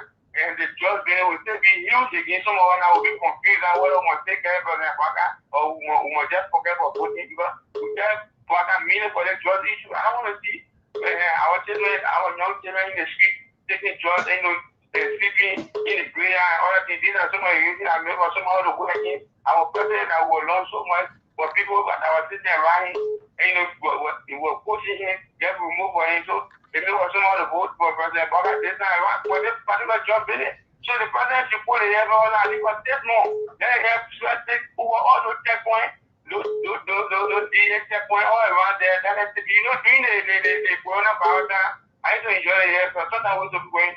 So now when we come from internet, when we reach the function vision might be a phone, everything will sleep there. You can hear it. The only people that they used to allow them to cross the border is self-worker when they show that Africa. What they are going to work. That was the only people they ever used to allow. But besides that, you can be whosoever person, any lawmaker and all kinds to be packing. It's just because they don't want to know who they are. They are doing their job. But if you just do the job, it's the job issue with the DA. The DA, someone else will get rich. And the court, the judges, someone else will also get rich over there. At the end of the day, it will still be the same thing. It will be on the 2029 and it will be private for President Baka government because and that's what some people will be saying. Thank you so much for affording me the opportunity. Okay, you're welcome. 077764996 plus 23177764996. We have a couple of calls coming in, so you can make a contribution about 077764996. We have 23 minutes up to 23 minutes downside 10 o'clock. Yeah. Hello, caller. Please stay away from your monitor. This is not good for us. Oh God, you cannot do this to us. Please stay away. 077764996. If you're calling us, please stay away from your monitor. It is not necessary you stay to your monitor and then you call us to hear yourself or what exactly. So I'll encourage you, if you're calling, please stay away from your monitor. Okay? So 077764996. Plus 23177764996. Hello, caller. Hello, good evening. Yeah, good evening. Your name and where do you call from? Okay, make your point. My point is that it's the issue what we discussed and can you please be audible for the people who are watching? Wow, we lost that call. So 077764996. It's been trying to come in, but it's very difficult here. 077764996. Let's see where we can pick up this number that ends in 30. Let's see who's this. Hello, caller. Your name and where do you call from? Ibrahim Trawale. Okay, make a contribution. Your point is how to deal with the labor issue. Labor issue. Yeah. Okay. The study that we are on a labor fee, on a county fee, everything, all the things on a fee. That we the laborers are on a fee. So outside, people who are working with a fee, so they are contract sheet. And I know by right, by law, when you file a contract, you have filed a contract sheet supposed to be with you. But each time we ask the contract sheet, they are still keep the contract sheet. And working there, by right, so also get leave. But they're not getting all the leave. They're not paying off for the leave. Also get overtime, they're not paying off for the overtime. So these are some of the things for the labor minister was listening to it. Then he said get on the fee. Maybe the thing to him is better than all is well. Because when I want to get on the fee, only in the future, working at future. When they go to the people name, they actually get in on the go. Okay, thank you all so much. Let's pick up this next caller. We hope to discuss some of these labor issues one day. Hello, caller, Nime, where do you call from? Yeah, hi, Mr. I'm calling from Alex Bennett to pick up the Douala. Okay, so make a point. Yeah, I just want to go to the drug issue. That drug issue, we that live in a community, we are the cause that the people are dead. In a sense that because you see 1 or 2 persons going or complaining building or certain area, I will write them to make sure that they know that or trap them for them. But we will not do it. If you know the drug, person who's selling drugs, instead of you to pour people come there, they arrest that people and tell them to put. And you make sure they send them there. When they send them there and you see them or that, call authority or go to authority. Say this person was drug dealer and CD. And they get them to. And don't forget, these are the same people, the CLD officers, some of them, they are not professional. They will be the same people to go and announce it, to call your name to that dealer. And then sometimes you'll be attacked within our community, you'll be attacked within that environment by the same drugs dealer. Hello, caller. Oh God, we cannot take this. We cannot take this. Please stay away from the monitor. Hello? Yeah, so sorry for the embarrassment. So my name is. Yeah, please go walk away, begging you. Please walk away. Okay, I'm okay. You little bit okay, so you can just walk a little bit. So am I okay? Yeah, go ahead. So my name is and I called you from Kehleboe Boulevard. Make a point. So my issue, I have 2 issues, but okay. So number 1 of my issues is government trying to prioritize, especially people with disabilities, when it comes to job creation and education. Because if you look at the arrest panel, it specifically address issues of persons with disabilities in inclusion, employment, and that of empowerment and better opportunities. But mind you will see government, this government will prioritize other non-disabled people. And of course, there are other more competent disabled people. There's some disabled people that get their jobs, but with a person with disability in the project, in wasting their time to go to school free in this country when there is no priority by government. What it does, it weakens other people who don't have the vision to go to school.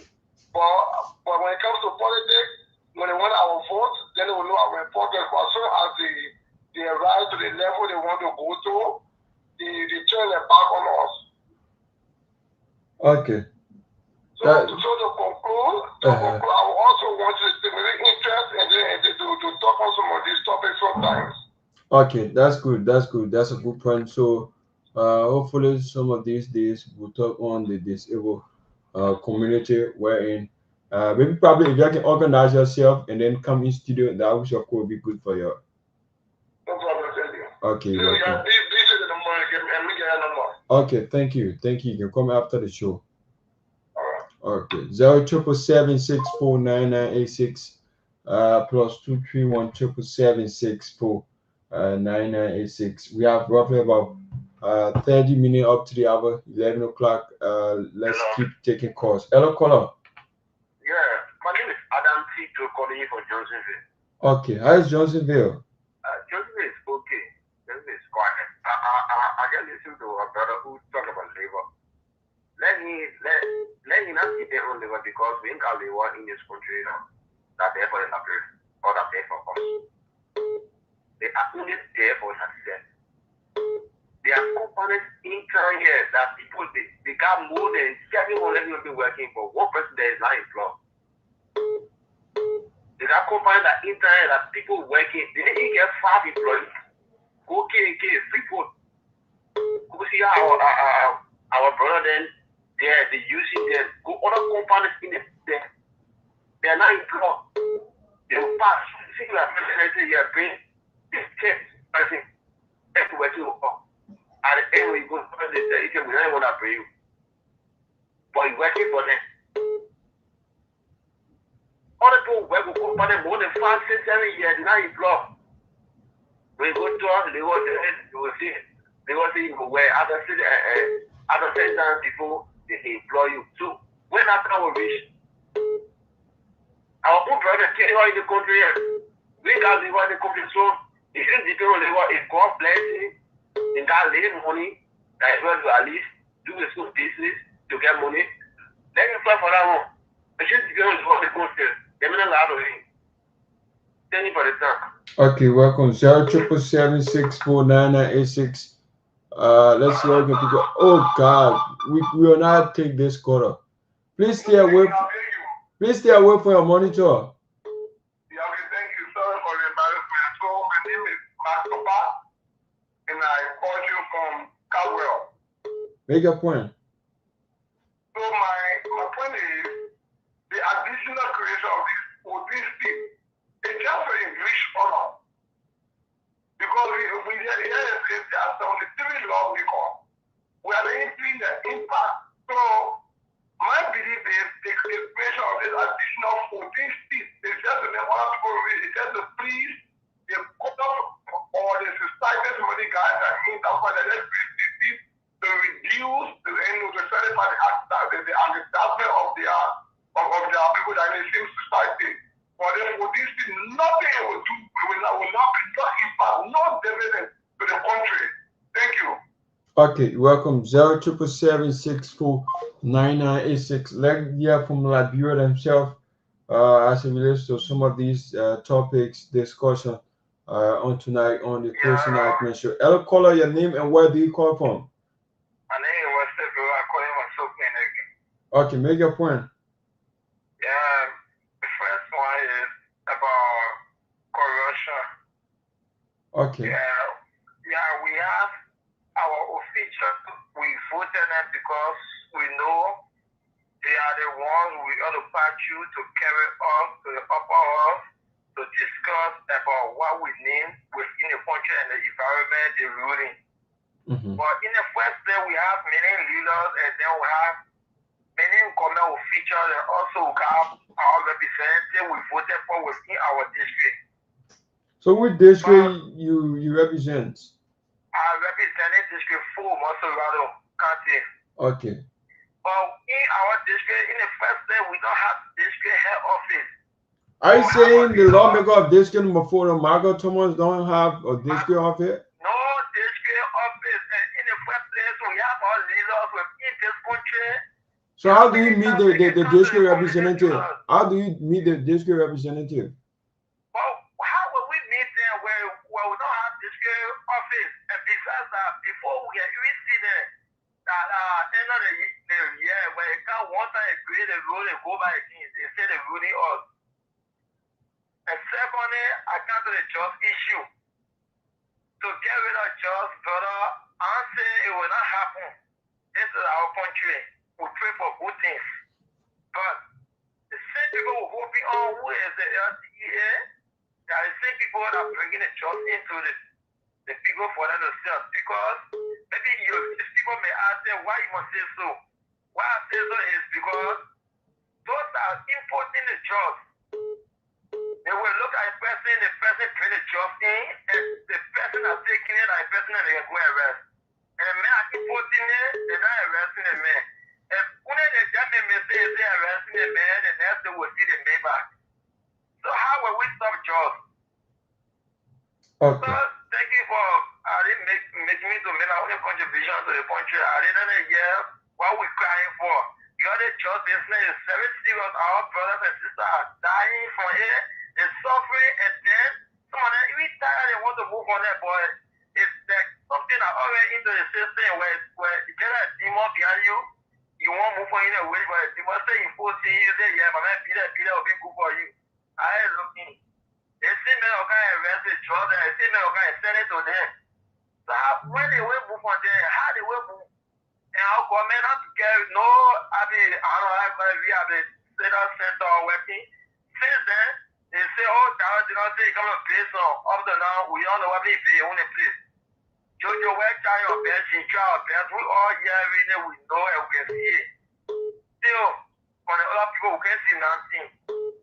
So thank you for me making my own contribution, brother. Okay, welcome. Let's pick up this next caller. Hello, caller, your name and where do you call from? This is Paul. I'm calling from Grand Bassa County. How is Grand Bassa? Which part of Grand Bassa are you calling from? I'm calling from Tottenham Street. Tottenham Street. Buchanan, right? Yes, Buchanan City. Okay, that's wonderful. Make your contribution. Yes, our contribution is adding all to be enough. Wow, your network is coming in a little bit bad, but I think you have to work on it and then come back. So 077649986 plus 23177649986. You can call us on any of these way. We'll bring you on WhatsApp or on local call 077649986. Please don't beep us. Won't call you. Just call us. Make your contribution. It's necessary for you as Liberians to make your contribution on some of the issues that are affecting you, affecting your community, affecting your district, affecting your county, and your country at large. 077649986. We have roughly about 23 minutes up to 11 o'clock. At 11:30, we pack our things and get up here. 077649986. Let's see where we can pick up this next caller who is on the line. Hello, caller.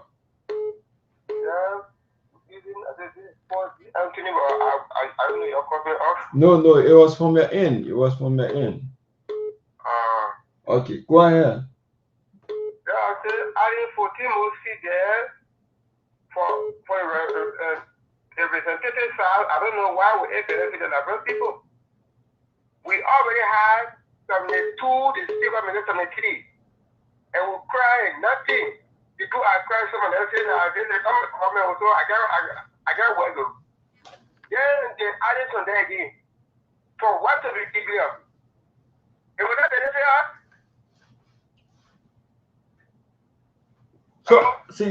So all I saying, wow, we lost that caller. So 077764996. For those of you who've been calling in, you can put your calls now 077764996 plus 23177649986. Let's see where we can pick up this 25. Hello, caller, your name and where do you call from? My name is Saka Logo Lape, not friendship from Boston. John Kamara, New Asumo Willan. Okay, make your point. Come on in, New Asumo Willan. Okay, make your point. Yes, sir. Yeah, my point is all the calling like we are doing is just freakish. How? We'll cry for now the judgment. They think we're not changing in the country. Why? Why you say so? Because you know, oppose them there. I'm speaking to you from District 1. Okay. Who's the representative? Obi Kopo. Of Nagbe County, right? Nagbe is District 1. Okay. Because the pick and choose. We are Liberians, but we are different trap, and we are the same citizens. I'm from Bong. I am Nagbe District 1. Okay. The representative here, is not here for Liberians, is not here for all tribes. He's here for pick and choose. For all tribes. The pick and choose. So how's the pick and choose? You do you care to make it specific? I'm fed by trap. Yeah, do you care to make it specific? I'm fed by trap from Bapolo. I found myself in Nagbe District 1, and I see Liberians is here. We are the same citizens. Definitely. But the pick and choose, because this people are. Okay. So the pick and choose. So are you saying the pick and choose it from the Nagbeans or who are you talking about? We are talking about ourselves from Bapolo area. We are different trap to him. Okay. He's a representative. Okay. I'm not speaking Basa. So you think we are different human beings. Okay. I'm talking lightly in front of God's sake. Okay. Thank you. You don't do that. As a Liberian, don't do that. Don't be a choose. Okay, sir. They said they are serving the law, but they are not serving the law the right way. Okay. They are chasing the cash, Liberian cash, our cash, they are chasing. Wow, we lost that caller. So 077649986 plus 23177649986. Hello, caller. Let's see whether we can pick up this person who is on the line here. Let me see. Let me see where I can pick up this. Okay. So 077764996. 077764996. Hello, caller. Hello, sir. Hello. How are you, sir? I'm okay, and you? I'm fine, thank you, sir. Yeah, your name and where do you call from? I'm Travis Clayton calling from Peabody community. Okay, make your point. I just want to make point on the judge business. Yeah, go ahead. Or really, the judge can leave the country. If the DA just be our security, meaning we the community people will need the judge to leave the community. Because if many of the play they just added them, if we give them to the DA, they will go and release the people. After taking money, they will release the people. But when they release the people, we're gonna answer in the community to be a threat. Yeah. Many days there's a guy we arrested with high quantity of drugs. You will get cocoa, you will get tar, you will get Italian ware. They are saying you have a push. We arrested him, came over to the DA and the police. After 1 month to 2 months, we saw the guy in the community saying, hey, I think your pizza I will eat it, I will die there, or you will see it. So it brings fear to us. So at the time, I don't think that judge can leave the country. That alone can happen. The judge can never leave the country. Yeah, brother. Okay, thank you. Thank you all so much. 07776499986 plus 2317776499986. You can call us and make a point on Truth 96.1. Let's see where we can pick up this person. Hello, caller. Yeah, how are you? I'm okay. How is that? Oh, God is great. Okay, make a point. Okay, I think to you from Downtown. Where is that place okay there? UPC community. Okay, go ahead. Okay. I want to say that the chairman is listening. The criminal rate in the community is getting increased on the daily basis. The chairman here is Mr. Garguah. Which community is that? Which district? UPC community. With the party downtown. Okay. Yes. Garguah is the chairman. Okay, so Liberia National Police needs to see our best. We notice that the police need to be coming here. Okay, they need to make a patrol around that end. Patrol, thank you. They are mobile. That patrol. Okay, that's good. Also, other security folks. To be specific, we live in Jakari Junction. Jakari Junction. That area is very terrible. Okay. In the daytime, you get put the distance for children when they go to school. Wow, that's terrible. Broad day. Yeah, well, people are supposed to junction. Yeah. Okay, thank you. Let's pick up this next caller. Hello, caller, your name and where do you begging you guys stop doing this to us. What's exactly? This is the same thing we're talking about. The same people complain. Your radio granny out here, but you will be the same people who call and then place the radio closer and then you want to call. How possible it is? You won't be hearing yourself at the same time talking on the radio. That's not good. We have to desist from this. Hello, caller. Yeah, your name and where did you call from? Mr. Musa, I join you from. Mr. Musa who? Musa who? Sonny Musa is my name. Okay. Yeah, I join you from Nima United Station number 2. Okay. Okay, make a point. Yeah, the issue of the trust, we are looking at the trust issue, of course. The government is trying to fight it, but other people in the government, they are taking it to be business. That's what they see that they have influence for other people. Justice coming in the country every day and night. I just left for red light, right to my junction. I guess that's a motorcyclist that I know him. He hardly drink liquor, but today he not drunk, but he's drunk. He took the motorbike back in my presence. He's looking for my name. I went to the entertainment where I was sitting down. They were in the north. I was not aware of it. I guess outside I saw him looking for a motorbike, and I asked other people, they said that he took a motorbike from that. And non-alcohol, like him, they did someone planned that to take the motorbike from him. So the issue of job, people only doing it to make money out of it because they see that in government, they have the power to subdue other people, not to bring it, so they can make more money out of it. And what people they are doing now.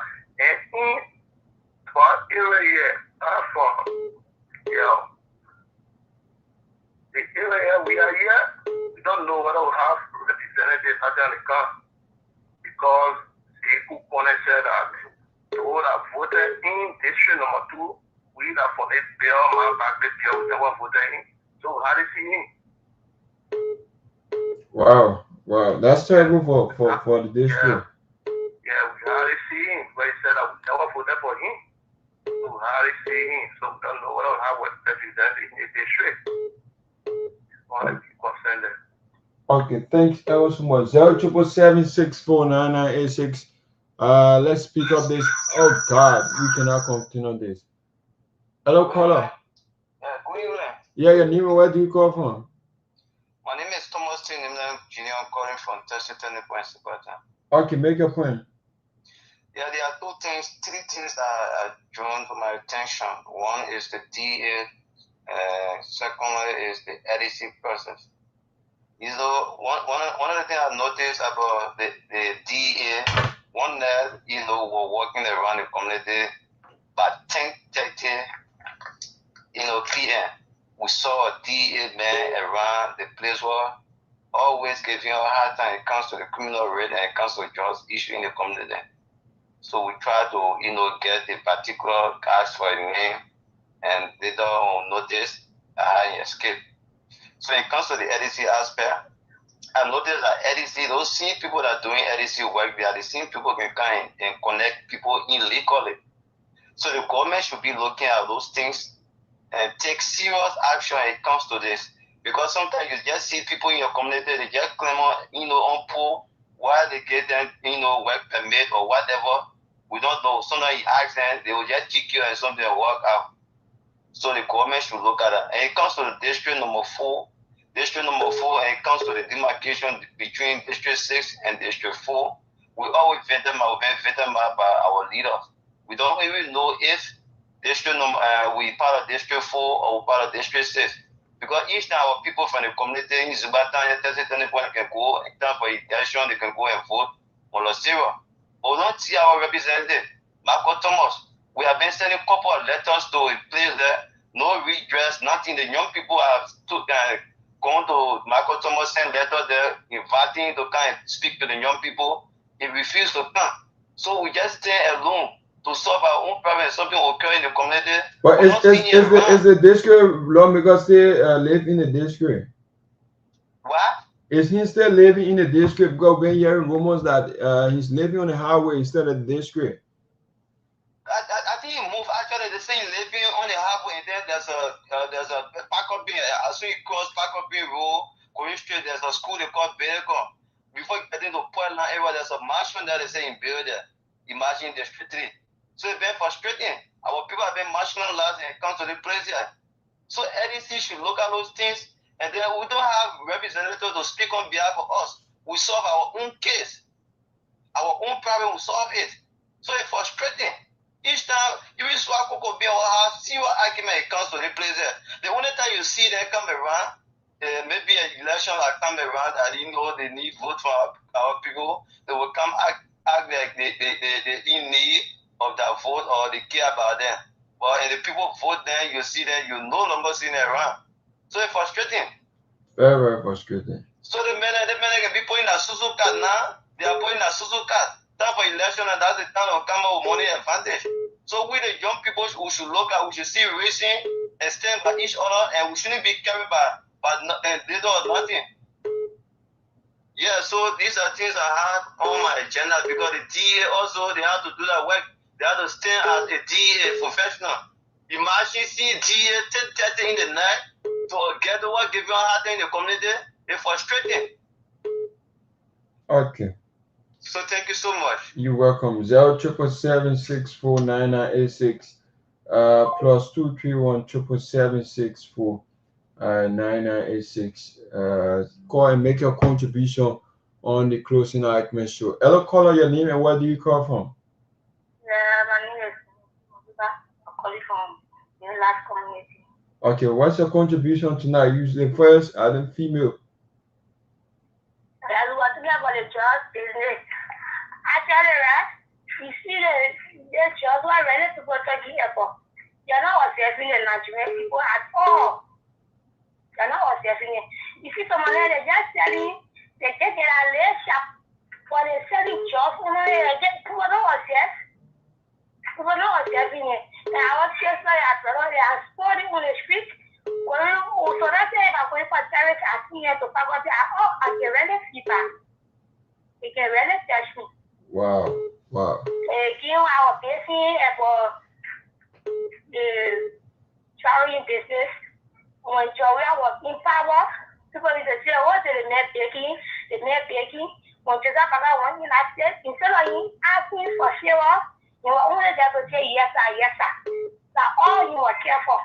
And right now, what is stopping us, it will affect some of us, it will affect some of our families. Because if our parents or friends make it way for all, it will not be possible. So we really want for the government to talk. Okay. We really want it to talk because they rescue. When I really see the rescue, only putting the jobs in the phone. And right now, they put a serious effort in. But as town comes, they will put that. Okay. Yes. Thank you all so much. 077649986. You can make a contribution. 077649986. We have roughly about 20. That's 7 minutes up to 11 o'clock. Hello, caller. Your name and what do you call from? My name is Myean M. Sheriff, calling for Johnsonville. Johnsonville. How is Johnsonville? Johnsonville is okay, but Chief, I can tell you for now, from almost now to 10, 11 to 12, we have time in Johnsonville from Point Western to Peabody Junction. As I was speaking to you last before week, they took my back. Then we are appealing to the government for the couple checkpoint to car wash. Because there's the attack for with the motorcyclists. And when they take our body, Victor Collar and Bond will just have no power. The government will not look out and say, oh, send a take your own day. I will buy for you. But if they hear any of them, or either kill them, government will come in. So we want for you to appeal and stand by us. At least that place should be under control. That at least the other motorcycle, but for me now I get motorbike. But other people who get motorbike for us to be moving peacefully. Because Liberia is our home. We have nowhere to go. But within Liberia, if we have new motorbike now, you be worried. Wow. Okay. Thank you. So Thank you. Thank you all so much. 077764996 plus 23177764996. We have roughly about 5 minutes up to 11 o'clock. So, folks, keep following, keep watching the Closing Argument Show. My name is Myean, the Torgbean Procedure. Bring you the Closing Argument Show. So, folks, Keep calling, making your contribution. Hello, caller. Yeah, how you doing, brother? I'm okay. Your name and where do you call from? I'm Joe Williams calling from Nikuta. How is Nikuta? Yeah, Nikuta is okay. Like, everything's just getting crazy after heaven. When you say okay, that's it. Yeah, all the drugs issue, man. Some people observing out from the see the PM, man. From there, then, that they are working.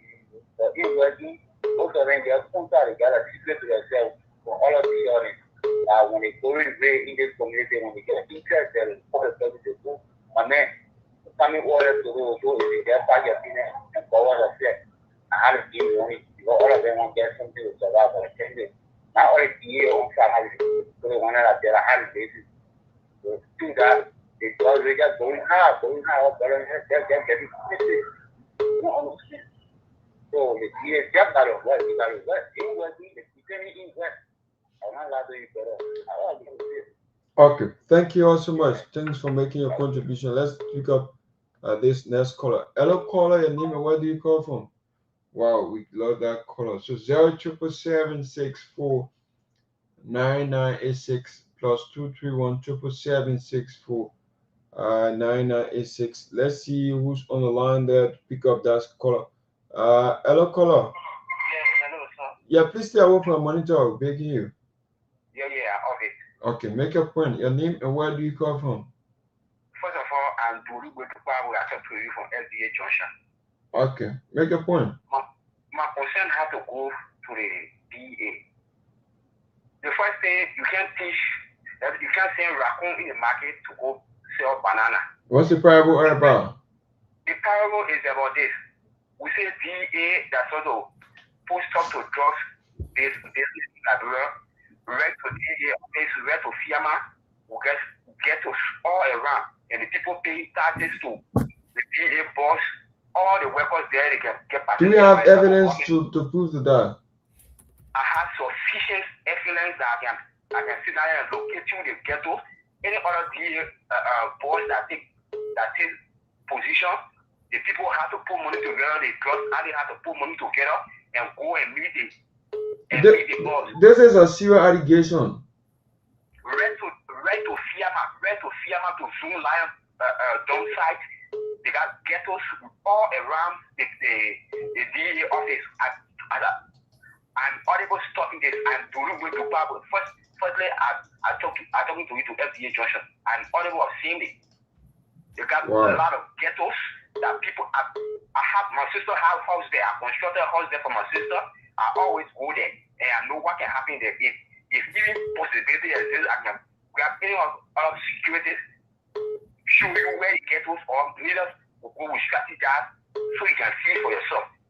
Any other boss that take place in Liberia yet, that people will put together, for example, if government giving them $2,000 as their salary, the drugs addicts will put together and give you 4,000 or 5,000. So is that not a person? When recent thing going on, you allow for that person to be raised and to be disgraced? No. My second concern has to do with our laws makers in Liberia. We ourselves are a problem.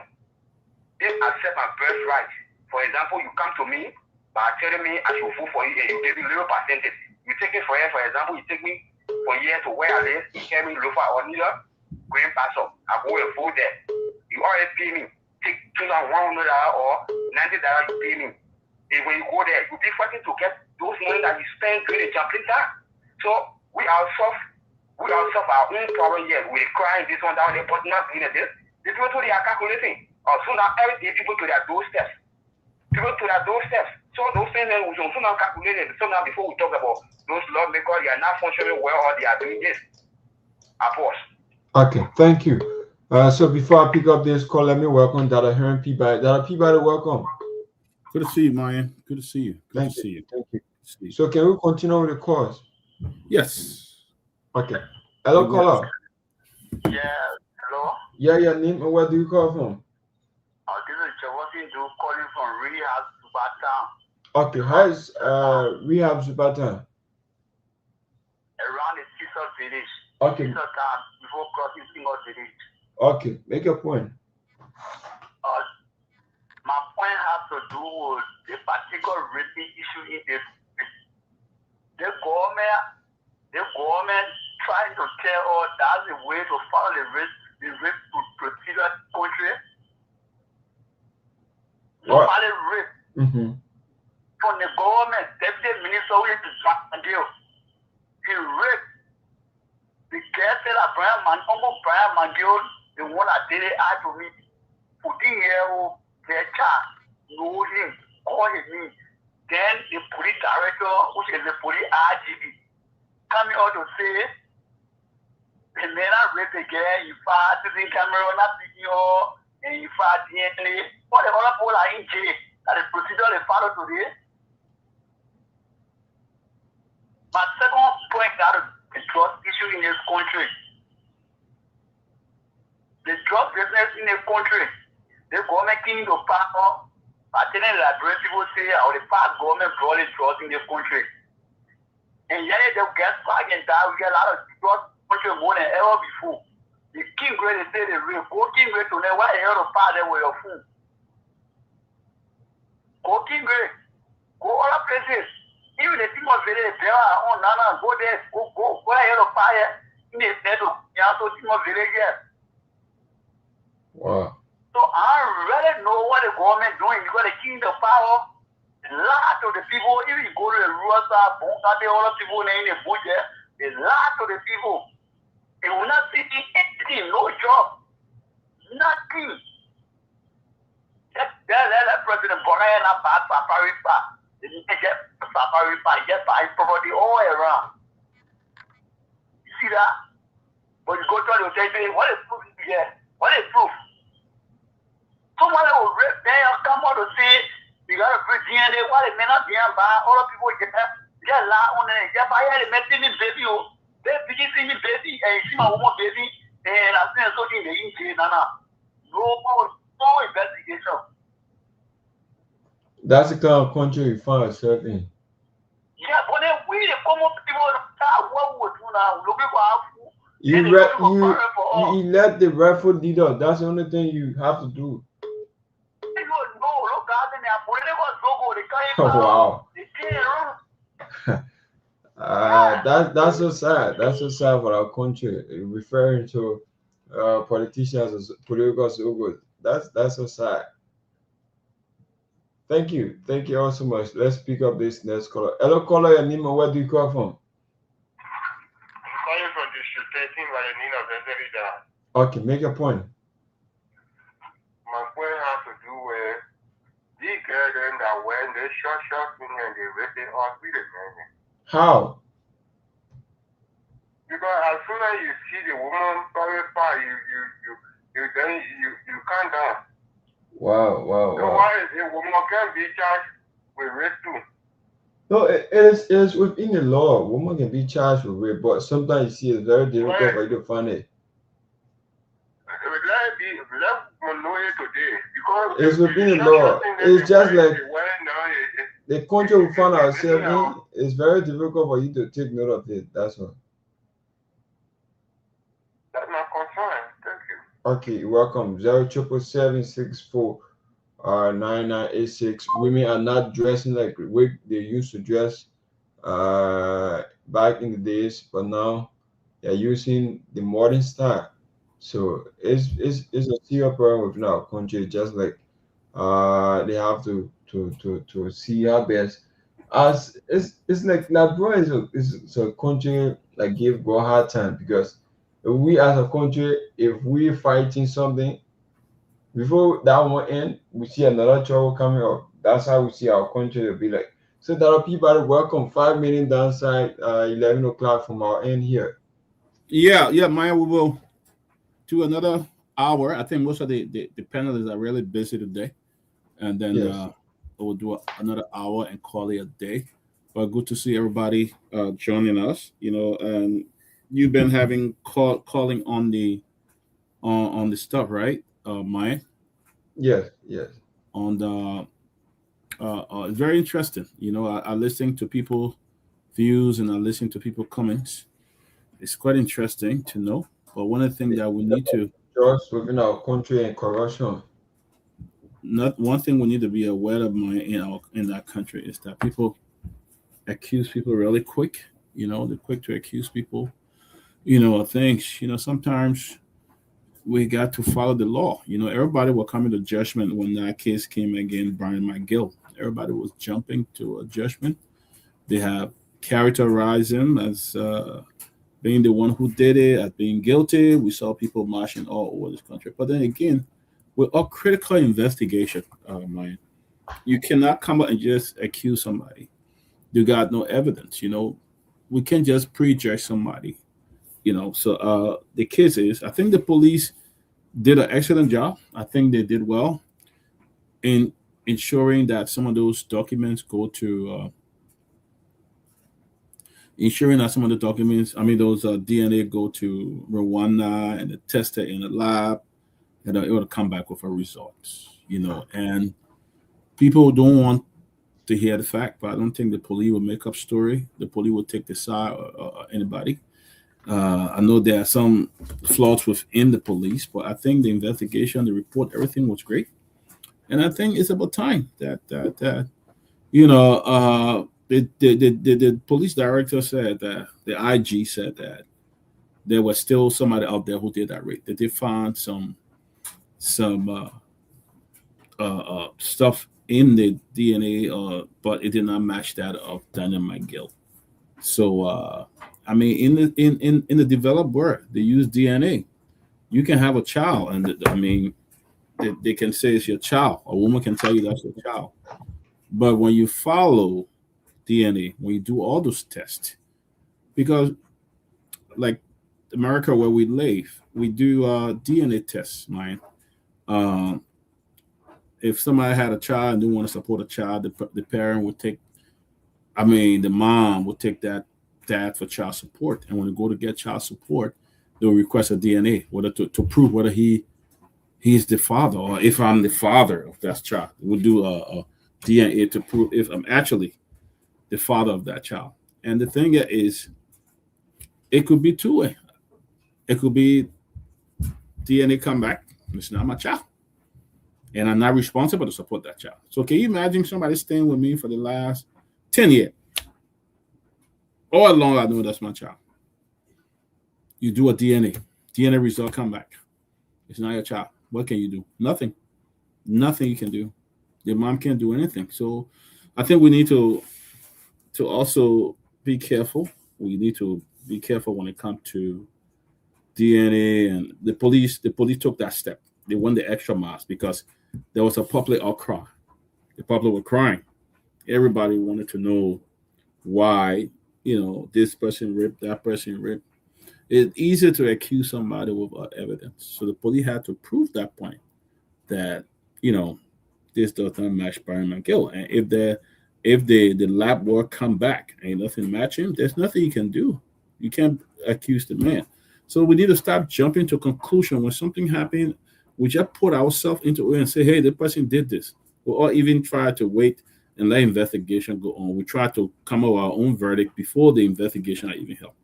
So and that's what we're seeing. So I think people need to put that away and move forward.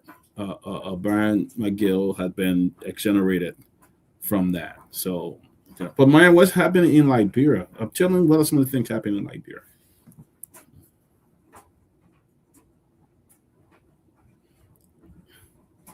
Can you hear me, Myean? Okay, thank you all so much, Peabody.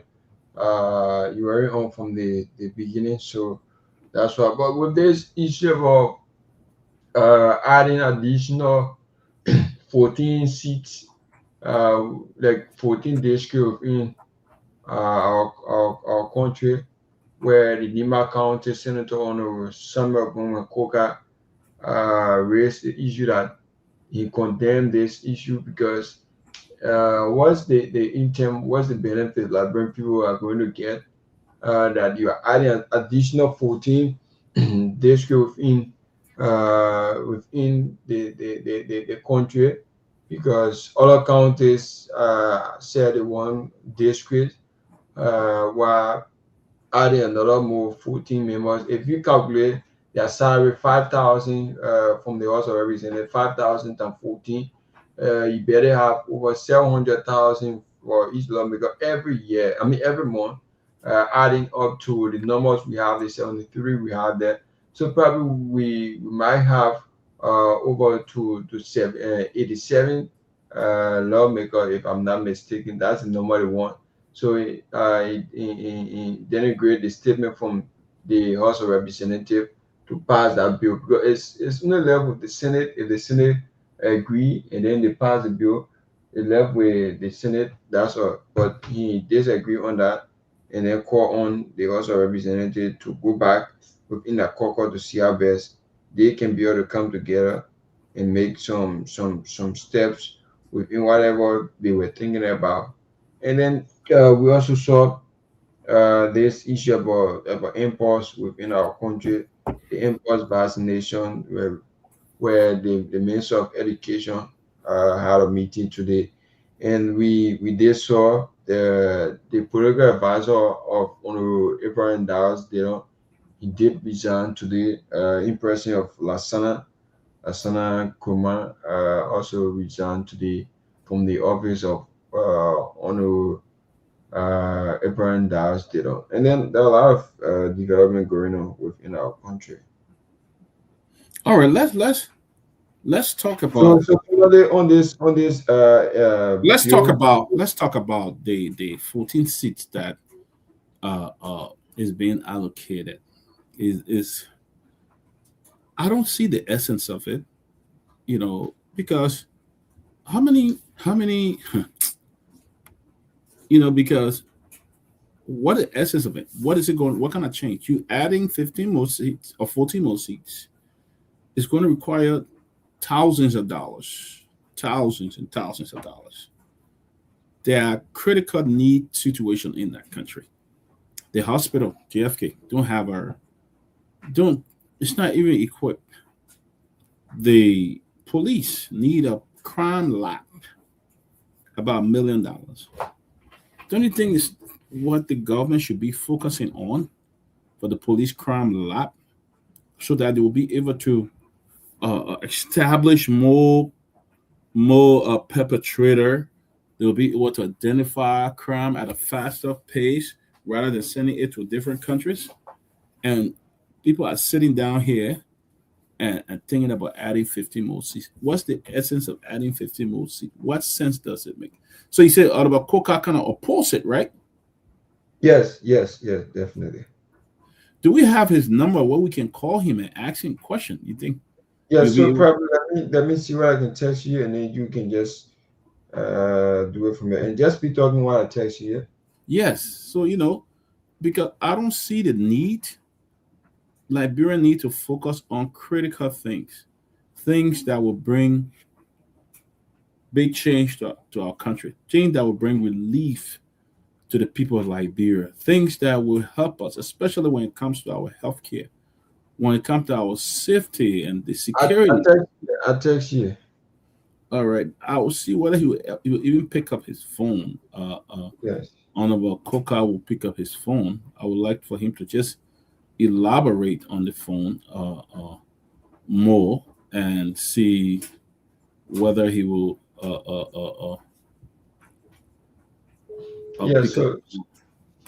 or he declined. I kind of called and he immediately it rang and somebody hit the decline button. I'm gonna call him back again, see if he pick up.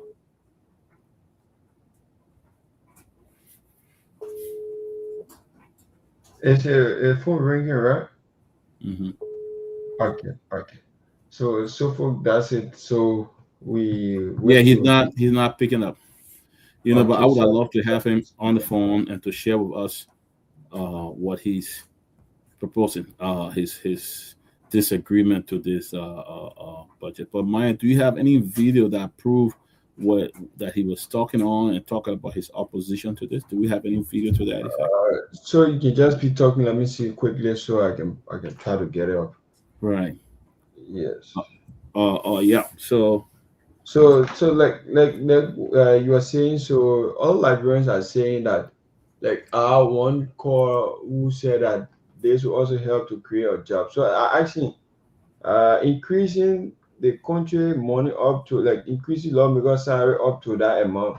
Is that what you call create job? Because he said that it will help to empower all Liberians to be in their offices, helping them. So the people, all the people who are there in the bureau of offices, are they not Liberians? Are they not okay? But to add up to that amount, like over 700,000 per month, Liberia, the kind of country we found ourselves in, where people say no money in the country economy is somehow. You look at some of the schools, look at the communities, look at the people, look at the health. These are things that I think the lawmakers, the government officials should be looking at. Because if everyone just sit and say, yeah, let's pass this bill to add additional 14 seats there.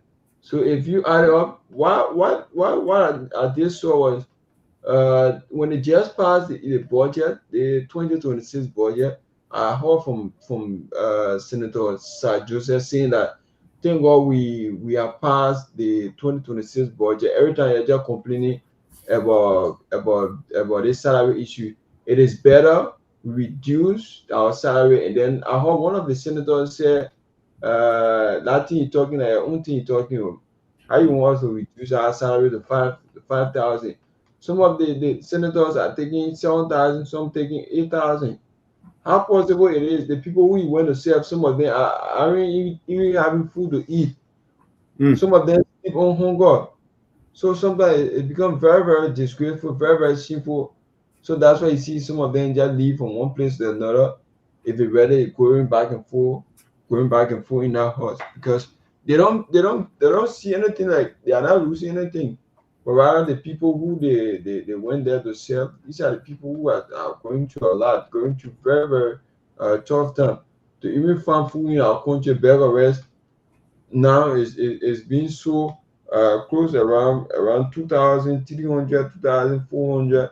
Some areas you find it for close to $15 US. So it's kind of very, very difficult. So, but you can just go on down until I get it. Yeah, so it's really, really interesting, what's happening in that country, that you will have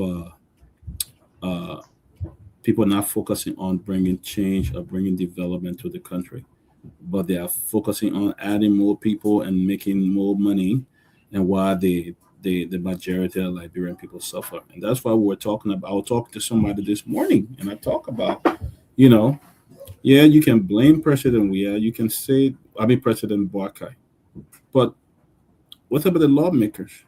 If the law is not working, if you don't have a credible justice system that can really come up to deal with people and check and balance, nothing going to happen in that country. And that's why you see a lot of cases that go nowhere in Liberia, a lot of crime cases, a lot of corrupt cases that go nowhere. It end up nowhere. It's like a cycle. It just go in the cycle. It's going in the cycle. Then it will take a break. Then a new corruption case will come up. Then it go in the cycle. It take a break. Then another one come up. And at the end of the day, nothing happened. And that's why we're seeing here happening in Liberia. But I don't think this is a good thing. I don't think it worth it to even go around and try to do that. I think they should resist it. Some of the lawmakers and others should resist that. Pressure group, advocacy group should resist that. Liberians need help. Liberians need health care. Liberians need security, guarantee. Liberians need to people who commit heinous crime in that country need to be brought to justice. We can't just sit here all the time and think on ways to make money. People elect you to go into that place to represent them. But saying now we are representing ourselves so much that we don't care. That if you're ready, I can play you this video on the group petition. Play the video, yeah.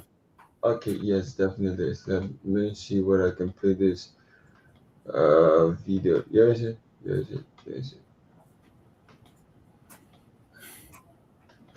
There has been no one.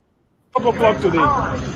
There has been no one to come down here to receive this petition from us. That's the kind of leaders we have. We went to the office. In fact, we were escorted by the director of security. First, there was an attempt to deny us from entering this facility, which is an affront to our constitutional right.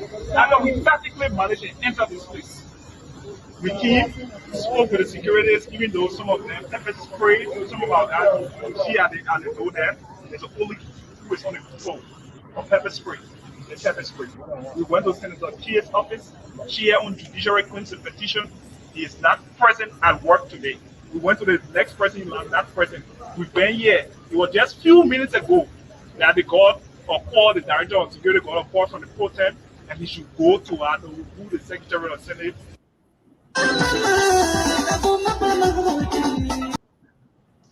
Okay, so let me see again.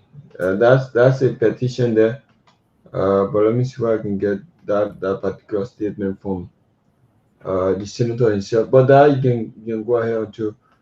Yeah, let me look at some of the headline from Front Page Africa. Front Page Africa is reporting. Front Page Africa is reporting here that now they're talking about LFA. So the National Council meet, according to Front Page Africa. They are saying that the National Council meet has been marred by scandals. They said 3 officials for the National Council, 3 officials suspended. This is a shame. Let me read this. It says the Liberian Football Association had launched a high-stakes preliminary investigation into allegations of match manipulation, bribery during the ongoing 2025-26 National Council sports meet, resulting in the immediate provisional suspension of three key figures. This is the prop center on suspicion of quarterfinal clash between Nagbe and Grand Cru counties on January 11. The match, we ended in its goalless stalemate, allowed both teams to advance to the semifinal with 5 points each. However, the nature of the game raised immediate red flags. Observers described the 90-minute play as unusually passive, noting a statistical anomaly of 0 shots on target and 0 foul committed by either side. Wow. The whistleblower account. The scandal broke wide open after Nagbe captain James Ba took to the airway to confess to the alleged fix. Coach Ba claimed he was summoned to a meeting by Nagbe County Steering Committee, where players were reportedly ordered to manufacture a goalless draw to ensure a mutual qualification from the group stage. According to Ba, officials justified the arrangement as a reciprocal favor. He alleged that Grand Cru had previously assisted Nagbe qualification in the past edition of the tournament by defeating Bakbulu County. Most damning, Ba claimed that US $300 provided to Grand Cru officials to sell the deal. What a shame. Swift reaction. Reacting to the public outcry, LFA Grievance and Ethics Committee moved provisionally to suspend individuals who were linked to the match fixing from all football related activities and stadium accesses. Those affected include Mr. Tony Walker, chairman of Nagbe County Steering Committee, and president of the SUSA, James Ba, captain of Nagbe County and player for Chem Football Academy, and S. Warren Yafapoli, head coach of Nagbe County.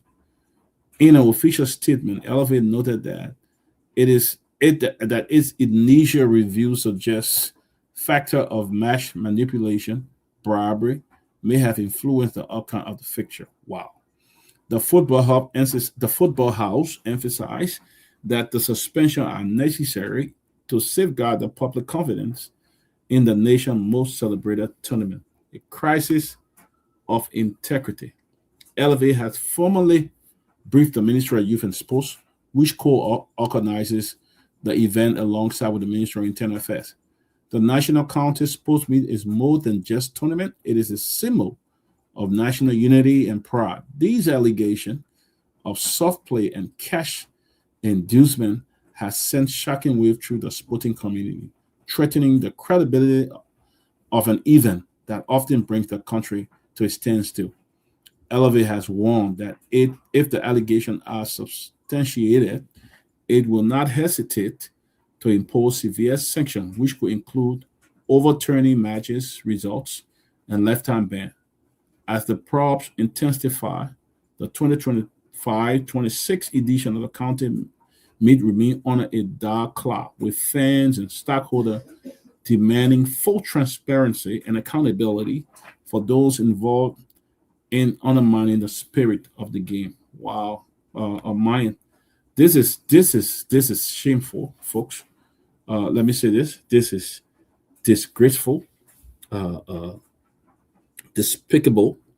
You know that people are so disgruntled, so greedy that for $300 you are going to just mess the whole county meet up.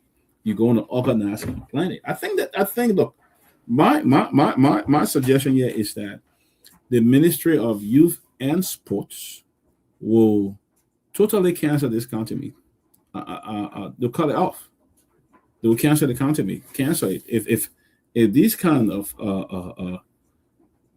corruption and scandals is involved, then you cancel the entire county meet for this year until you can regroup, bring all those people involved to justice, and ensure that they are punished, and then you can start next year. Because I think people definitely don't have interest in it no more. I don't think it brings any interest. It brings anything of such nature into the game again. The game has become a compromise, and I don't see any change coming out of it. It has become a compromise. If people are bribing just to stage the tournament, just so a certain team can go, bribing for certain teams to be qualified, it's already compromised. I think the Ministry of Youth and Sports, in collaboration with LFA, needs to just cut this off.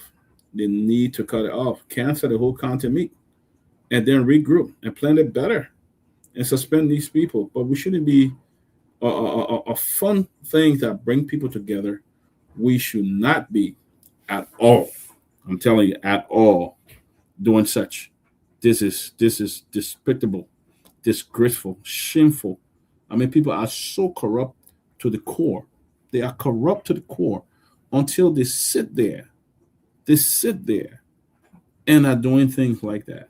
You know, I mean, what's the essence of that? What's the essence of coordinating to get $300 and let somebody compromise you guys for $300? I think I will call on to be honest, I will call on the president of LFA, Mustafa Haji, to cancel the national county meet. With all the scandal involved, I think it's important. I think Liberia people will not show much interest when it comes to that. With all the scandal involved, I think it's time to cancel the national county meet, because there's no more juice in it again. To be honest, no more juice. You know, you're sitting there and you know, it's a shame. People everywhere corrupt. You know, we talk about Liberia. Yes, it's true that we put our mouth on government official for corruption, but I'm telling you, everywhere in Liberia, down to the youngest child, young people, you give them money even to go and buy something and bring you change. They keep the change as if they're money, and they come back and they quiet. They can't tell you. So everybody is just so bad off in that country, folks. What do we want? How can we move forward? So this county meet does not need people to actually be there again, because it's already compromised. The unity it brought together. I mean, when you see county meet, all the Liberians are coming together. People are wearing their county favorite jersey. They're coming. It is fun. They are laughing. But then you try to bring corruption in it. It's not worth it. So I think the best thing the government can do at this point is to cancel the National Council meeting. It's not worth it. It's doing nothing. And government need to take action and cancel the National Council meeting. This is totally heartbreaking, heartwarming for such a thing to happen in the National Council meeting. This is just disgraceful. I think they need to be punished, but most of all, I think they just need to cancel the council meeting. It has been a flawed this year, complete mess. So they need to cancel it. So let's move on. We have one of the most veteran journalists of the Republic of Liberia, Ron Nessier, challenging Representative Priscilla Cooper claim over Police Academy Road cleanup.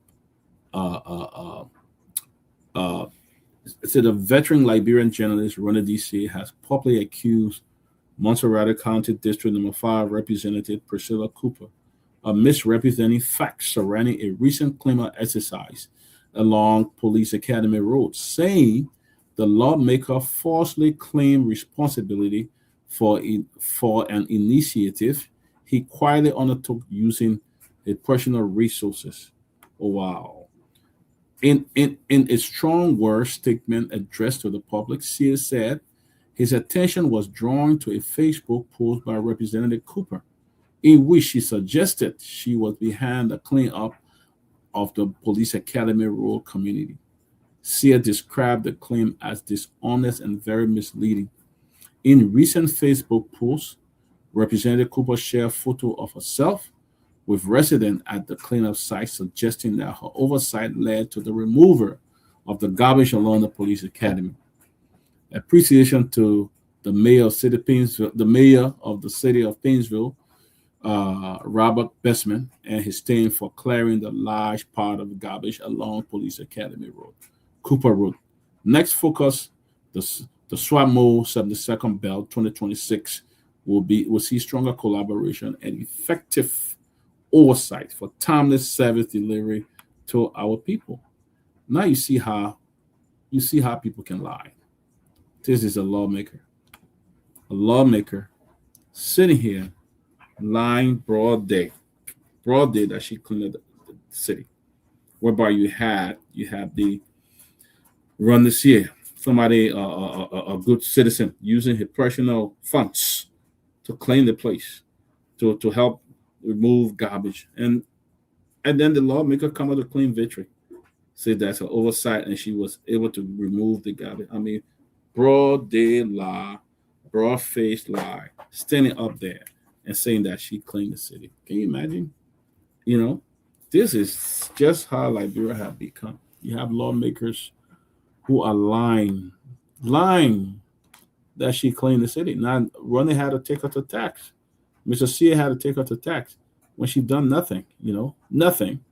And then she went up to say that she was involved, According to Sear, the cleanup effort began shortly after his return to Liberia following a successful cancer surgery in the United States. He said he was allowed to find Police Academy Road area overwhelmed by garbage, despite the road recent construction. We had initially brought relief and pride. The government built the place. I mean, you can't even clean the city. What is this? What? Jackson, Citron, good to see you. Good to see you. Yeah, thank you.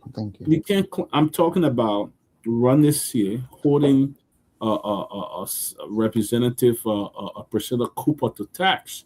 All right, this guy came from the U.S., went to Liberia, and cleaned the city. It was dirty. Okay, Police Academy Road. It was dirty. He had to pay people to come and remove it, and then the representative come and take credit for it. That she's the one that did it. So Ronnie had to call her to tax, and Ronnie knew that she lied, that she did not do it. She didn't do anything. It was his money and his personal contribution that actually cleaned the city. I mean, what is that, my brother? What is that? Well, thank you very much. I'm happy to be back on the show. I read a story this morning, and quite honestly, I was taken aback. The mere fact that you claim credit for something that you did not do, Mm-hmm. you are being paid by taxpayers. Yeah. You are being paid by taxpayers. You live at the police academy. You pass by that spot every day. The trash is coming up. You make no effort to clean it up. Somebody else use their money, clean it up. Then you go, you take a picture, you get a shovel in your hand with somebody by you. You put a shovel in the ground, you take a picture, then you put it on Facebook. Then you say that it was you that did the job. It's shameful. Mm-hmm. And that tells you the kind of people that are in position of power in Liberia. Mm-hmm. Mm-hmm. Yeah. These people, they have no sense of belonging to the society. All they are there for is for themselves. Yeah. It is sad, my man. When I went Monrovia, I think 2 or 3 years ago, the whole country is just filthy. Mm-hmm. And you have representatives there. Everything they wait for the government. Mm-hmm. Everything they wait for the government. You, as a sitting lawmaker, you represent a specific constituents. When have you got up on your own to say, look, let me tour my constituents. Yeah. Let me talk to my people and see how I get some feedback on their living condition. Mm-hmm. I don't know any lawmaker has done that. Right. I don't know. They haven't done it. But yet and still, you lie and taking credit for not doing. You lie and taking credit, and you are being paid. Yeah. You know, it is sad. It is sad that we have a country where our leaders are there for themselves and they are not there for the vast majority of our people. It is sad. I don't know when it's going to ever end. Yeah, I don't know when that's going to end. You know, I was just reading something of the National Counter Meet. Did you read that? The No. National Counter Meet. I'll read it again. That one is so sad. Seaton. They said there was fraud at the National Counter Meet where the team planned. They planned to help each other out to go to the semifinal by fixing the game. Nobody score and nobody do certain thing just so they can go to the final. Let me just read a gist of it. I'm not going to read all, but what it's saying here is that it says, Mr. Seaton, it says the probe center on suspicious quarterfinal clash between Nagbe and Grand Cru counties on January 11th. This is a match which ended 0-0. Stalemate allowed both teams to advance to the semifinal with 5 points each. However, the nature of the game raised immediate red flag. Observers described the 90-minute play as unusual passive, noting a statistical anomaly of 0 shots on targets and 0 fouls committed by either side. They said the scandal broke wide open after Nagbe County Captain James Ba took to the airway off to confess to the alleged fix. Ba claimed he was summoned to a meeting by Nagbe County Steering Committee, where players were reportedly ordered to manufacture a goalless draw to ensure mutual qualification from the group stage. According to Ba, officials justified the arrangement as a reciprocal favor. He alleged that Grand Cru had previously assisted Nagbe qualification in the past edition of the tournament by defeating Bapulu County. Most damagingly, Ba claimed that $300 was provided by Grand Cru official to seal the deal. SWIFT sanction, reacting to the public outcry, Elevate Grievance and Ethics Committee moved provisionally to suspend individuals who were linked to the match, fixing from all football-related activity and stadium access. Those affected included Tony Walker, chairman of the Nagbe County Steering Committee and president of SUSA, James Barr, captain of Magebe County and player of Champ Football Academy, and Warren Yefepoli, head coach of Magebe County and Susa. In an official statement, the Elevate noted that it has initial review and suggests factor of match manipulation, bribery may have influenced the outcome of the fixture. I'm just going to stop on that, and then we can talk about that. What do you think about that? I think it's troubling. The news is troubling that at that level in Liberia, people will fix game so that they can advance to the quarterfinal. While it is true that the LFA took some action, I think the actions that the LFA took is not severe enough. But I think the two countries needed to be automatically disqualified. They're supposed to be disqualified. They're not even supposed to advance again. Yeah. You understand? I agree. Yeah, they're supposed to be disqualified. They're not even supposed to be to advance again. No. And it is shameful. It is shameful that a competition where we want to get the best talent from our country, and then people will fix matches just so that they will be able to advance to the next stage. That's wrong. It is. It's wrong. And I just hope that the Ministry of Youth and Sports, along with the LFA, will investigate this issue thoroughly. And first and foremost, I think that Grand Crew County and Magebe County, they should be automatically disqualified from the county meeting. They're not even supposed to move forward again. Yeah, with such a scandal that's taking place, I agree with you. They should have long suspend that. They should suspend this whole. If possible, the two should be disqualified. And or then suspend the entire county meet, because this is not the first scandal this year. A lot have been happening this year. Yeah, you see, in the county meet. But at least if you disqualify the two counties, it will serve as while it is belated, it will serve as a deterrent. Yeah. That moving forward in the future, they will not tolerate that. But again, I can tell you, most of those officials from Grand Crew and Magebe counties are people that are in higher position in the country. So what eventually is going to happen is that everything was eventually be put under the carpet. They will just sweep it under the rug, and then people will move on. You're right. That's our reality in Liberia. Yeah, we don't hold people accountable for crimes that they commit. Yeah. It's very true. This is just ridiculous. I mean, the country have become a place that every little thing they gotta be dishonesty. Every little thing. Yeah. Why is that? Dishonesty is just so prevalent in the society. Yeah. Everybody is doing everything that they can to double cross the other person. Yeah. Just for money. Yep. What is that? Hey, how much they got? $300. Maybe that's the one that is made public. Maybe that's the amount that was made public. It could be more than that. Yep. Every little thing. They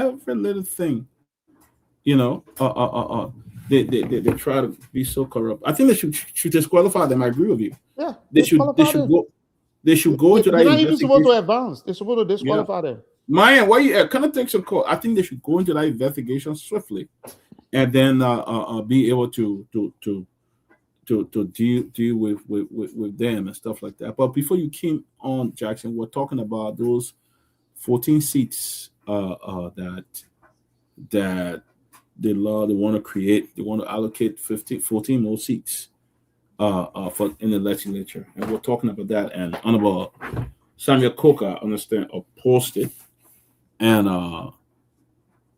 I mean, I don't see the essence. I don't know what's wrong with that country, to be honest. I don't know, Jackson. Talk to me. I don't know.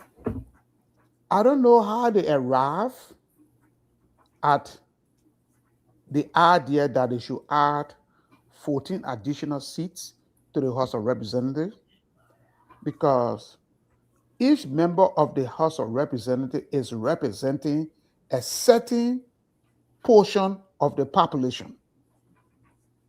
Take, for example, Monserrado County has this number of representative representing Moserado County because of the population in Moserado County. Now, what is the yardstick that they use that warrant them adding 14 additional seats to the House of Representatives? Was it a census? What is a report? I mean, these people do stuff in the country, they enact laws without no study. Yeah. They only do it to benefit themselves. Yeah. Yeah. Liberia population is 5 point some more million people.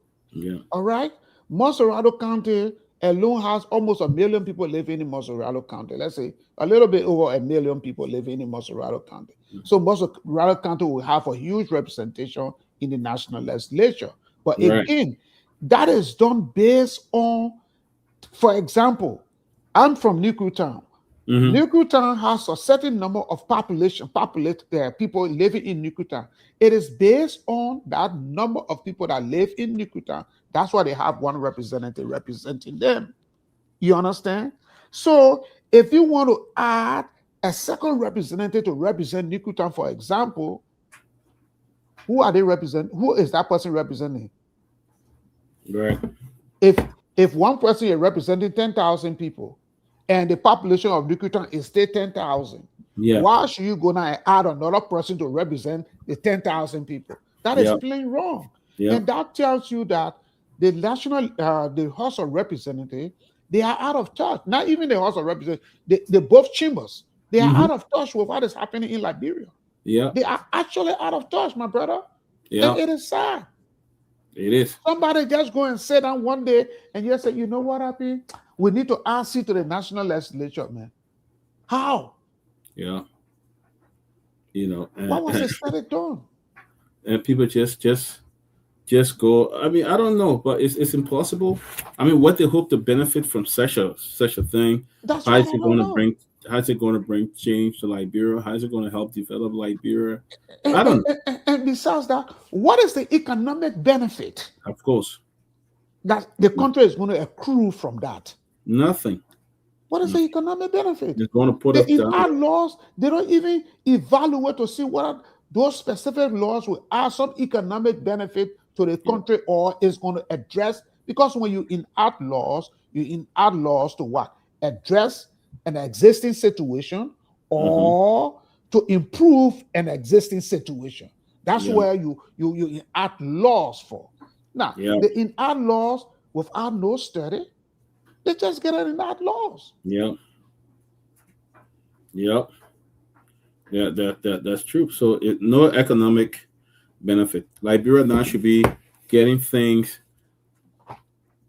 economic benefit. Lawmakers should be doing things where the country benefit, where the people will benefit as well. But you just come out, you just bring things that continue to put burden on the country and the citizens. That's all you do. Continually build. Just imagine a country like that. You have lawmaker making almost close to $100,000. More than $100,000 in a country like Liberia. Yeah. Really? Yeah. And they're still coming up with all kinds of stuff. So it's becoming very, very difficult, very challenging for Liberia. We have mixed priorities. That's the problem. Of course, we do. Our priorities are just messed up. You see the president building that monorail Union Center, millions of dollars. What benefit is it going to bring to the country? What benefit will nobody knows to Liberia? Nobody knows. And it was built under the cover of darkness. Yeah, that's the sad part about it. It was built under the cover of darkness. Yeah, because the president said he did it. He was not aware of it. He was not aware. But yes, is the irony. You claim you were not aware. People build it. They didn't tell you because if they had told you were going to stop it, but they are now building and you have held nobody accountable. Yeah. So that's the irony. Nobody have been held accountable. And then, after you say that, then you go and tour the place the level of work that is being done.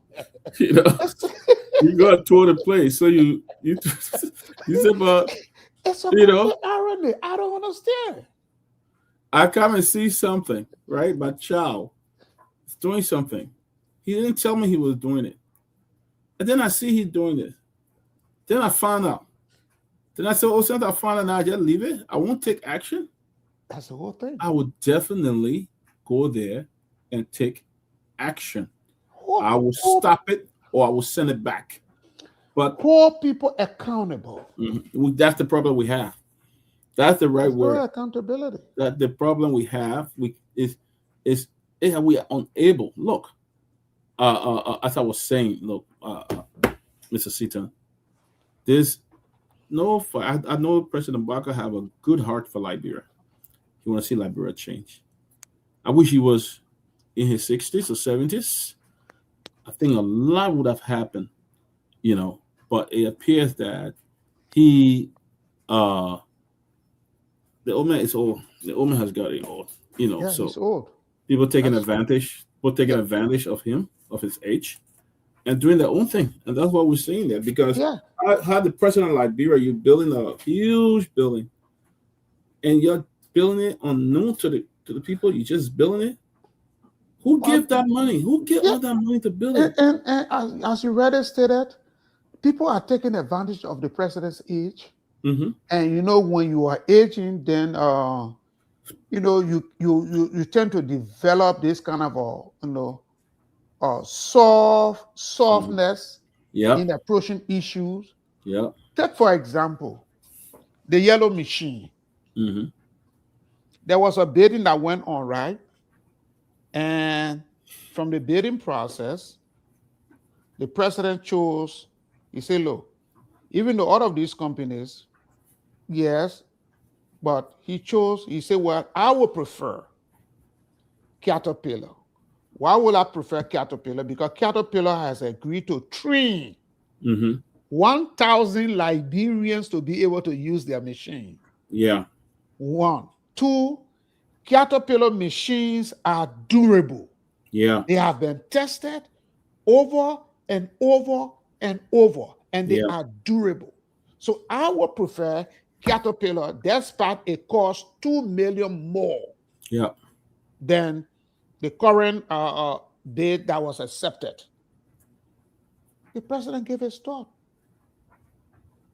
The folks, including the vice president, how they derive at getting the Chinese company to provide the yellow machines, nobody knows. You understand? We're talking about Liberia. Liberia, we can afford to pay $24 million for a set of 285 yellow machines that don't last for 5 years. No. You understand? Yeah. It is better that we pay $24 million. I mean, I think the Chinese is $22 million and Caterpillar is 24. But Caterpillar gave us another incentive with 1,000 people to be able to run this equipment and be able to service them. Right. And then you say, you know what? And the president said, well, this is a better deal, even though it's $2 million more. But I think this is a better deal because, number one, they're going to train 1,000 of our people. They're going to train them to know how to use the equipment and how to service this equipment. And this equipment, based on a Caterpillar track record, they are durable. Then you turn around, you say, you know what happened? Because of $2 million, that I will go to the Chinese company and get those yellow machines from China when we don't even know the track record of that company that make the machines. Yeah. It beats my imagination. Yeah, it does. You live in durability and you are going because of cost. Yeah.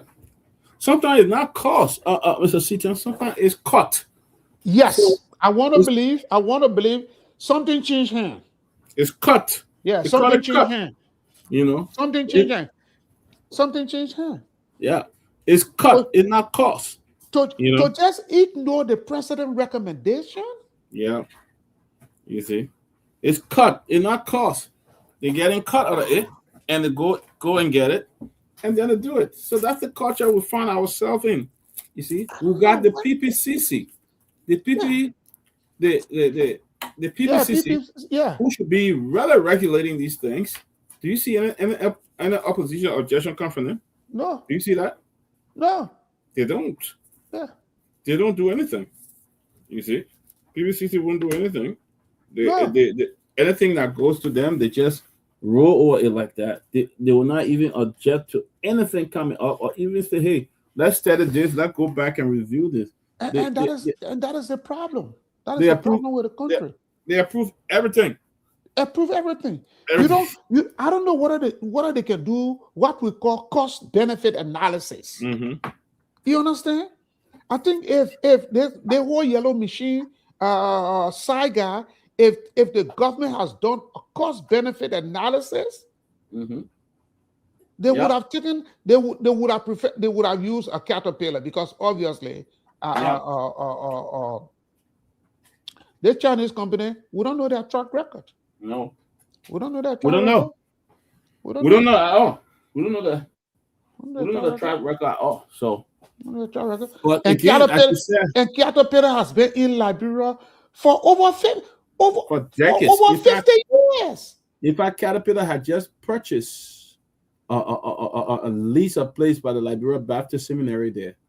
They have leased this place for I don't know how many thousands of dollars to do these things, but we see there's nothing happening at all. They are not utilizing it. They are not going through that. I think PPCC should be the one to approve this project and do the cost benefit analysis and all of that. But Mr. Seaton, there's nothing. The contract is just what it is, and that's why we continue to fill for the MCC, even though they have a group in Maria there now. But the rule of law is very bad in that country. Even policy. But here's the thing: even if the country improve, if it is approved and we get that compact money, is it going to make any impact? No, it's not. That compact money, is it going to make any impact? No. The Boko will dance in that money. Let me let you know. Of course. They will dance inside. Yep. They would dance. That's what it is. All people think about to just get. They would dance in that money. At the end of that, you will see we are here. The only thing we should pray for is long life. Yeah. Let's pray for long life. I can guarantee you, there will be no tangible benefit that will come to the country from that compact. Yeah. Is it because you get those machines? The next 6 years they will be dysfunctional. You're talking about the yellow machines. They will be dysfunctional. But the next and 2 or 3 3 years, years, dysfunctional. Who's going to repair them? Mm-hmm. Yeah. And that's why I don't understand our people. Mm-hmm. We keep, and Alexander Cummings, he said it quite correct. Mm-hmm. We keep doing the same thing over and over, and then we expect different results. Yeah. How? It's nothing going to change, and a new government going to come in again, and we'll see the same political cycle. The same cycle that just goes around. Needs somebody who can transform that country, turn that country around 360 degrees. Yeah, I don't know. We need somebody who will be. We need somebody who will not apologize to make sure that you make the right decision. Yeah. So it is sad, that's what Liberia is, and our people glorify these people. They march behind them and do things and do this and do that.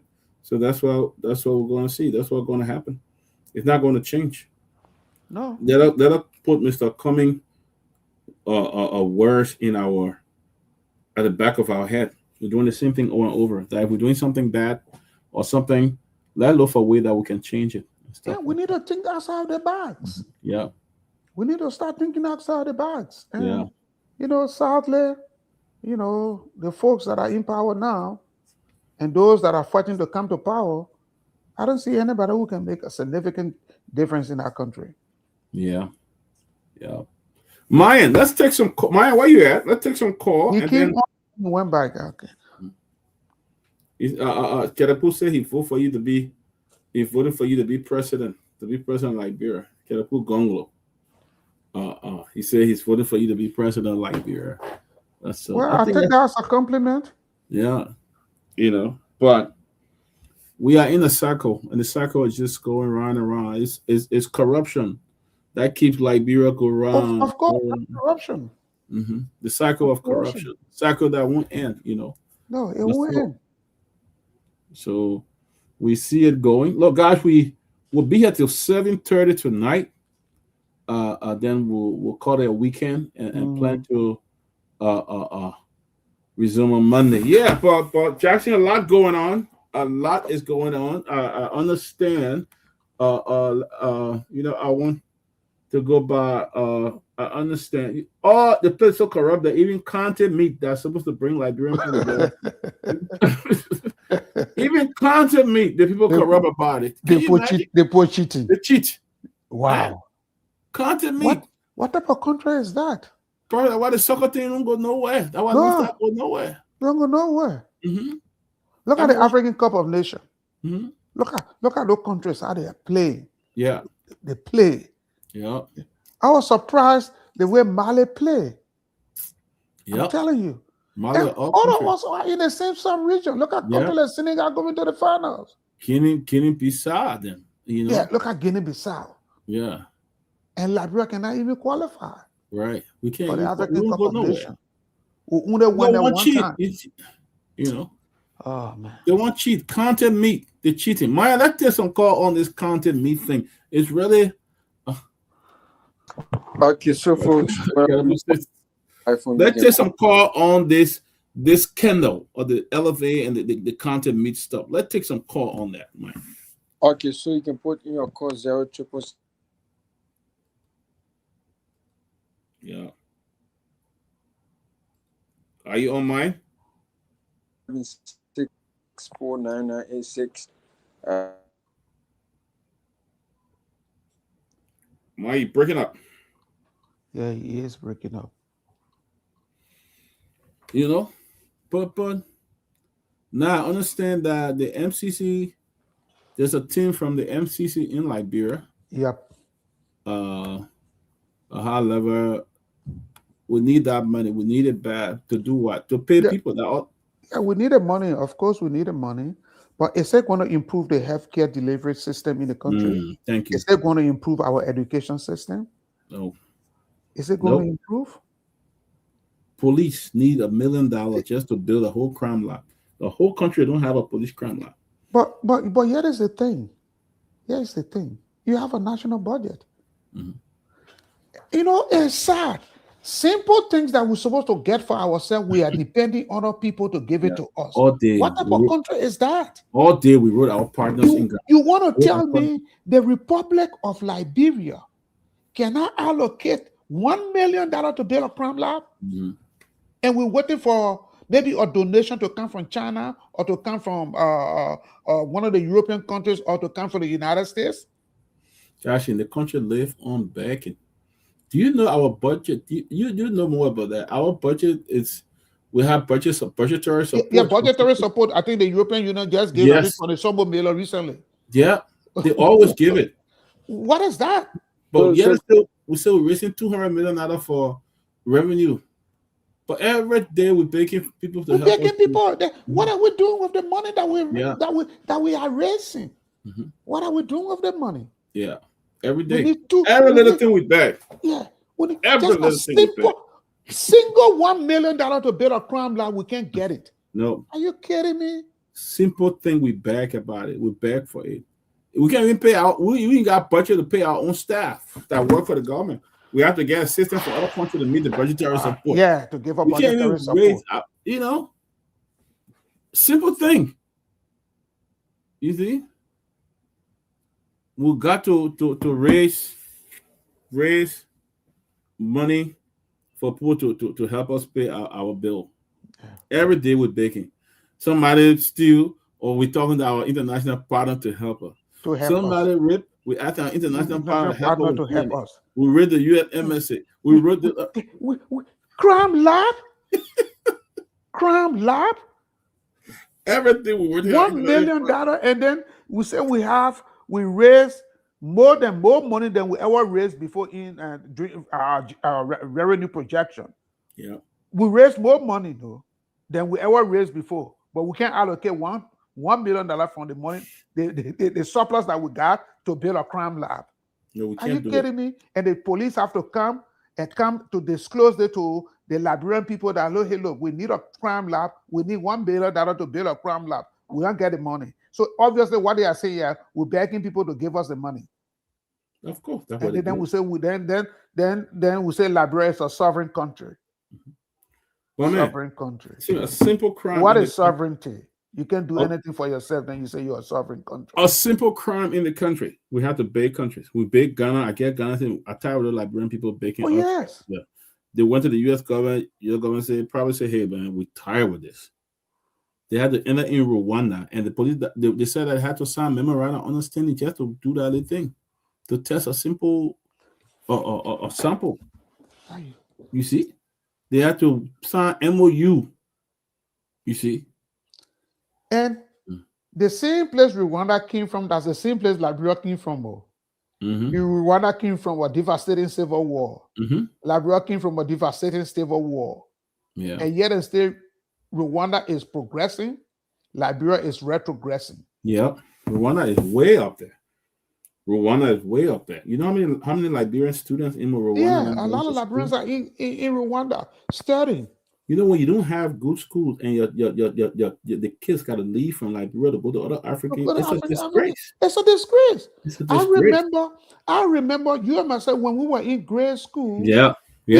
People used to come from Sierra Leone, Ghana. They come to school in Liberia. Jackson. But now it's the other way around. And nothing is being done to reverse that course. Yeah.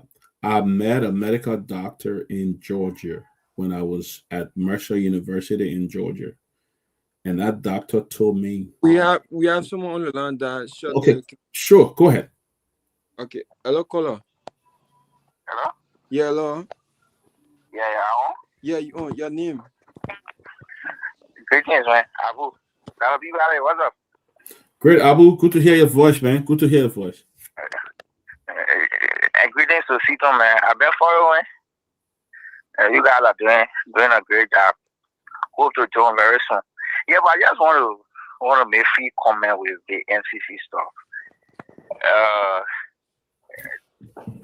History tells you, because I think this is our second compact, imposed on Liberia. The money is not being controlled by the government of Liberia. The folks from the US, the MCC compact team that's in the country, will identify projects. That we will identify projects, and we will have team working with our team here to ensure that these projects are being implemented with the funds that they're going to spend. So that's the correction I wanted to make. Hey, the money not going to CAF, it's not going to the president, because it's going to any government official. The people identify projects, whether that's health, whether that's security, whether that's roads, they will identify projects, and they will have our witnesses on the ground to ensure that the intent of the money is being actualized. So you're not going to anybody.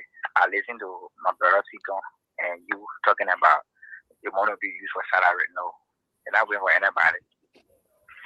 Okay, let me just provide this. You see, aid does not develop a country. And he rather stated. That's my point. My point is. What you are saying, I'm just trying to buttress what you are saying to add another layer of information. The team that is coming to ensure that the money is spent, they identify project, and they spend that money on the project. That team is going to be paid, and they pay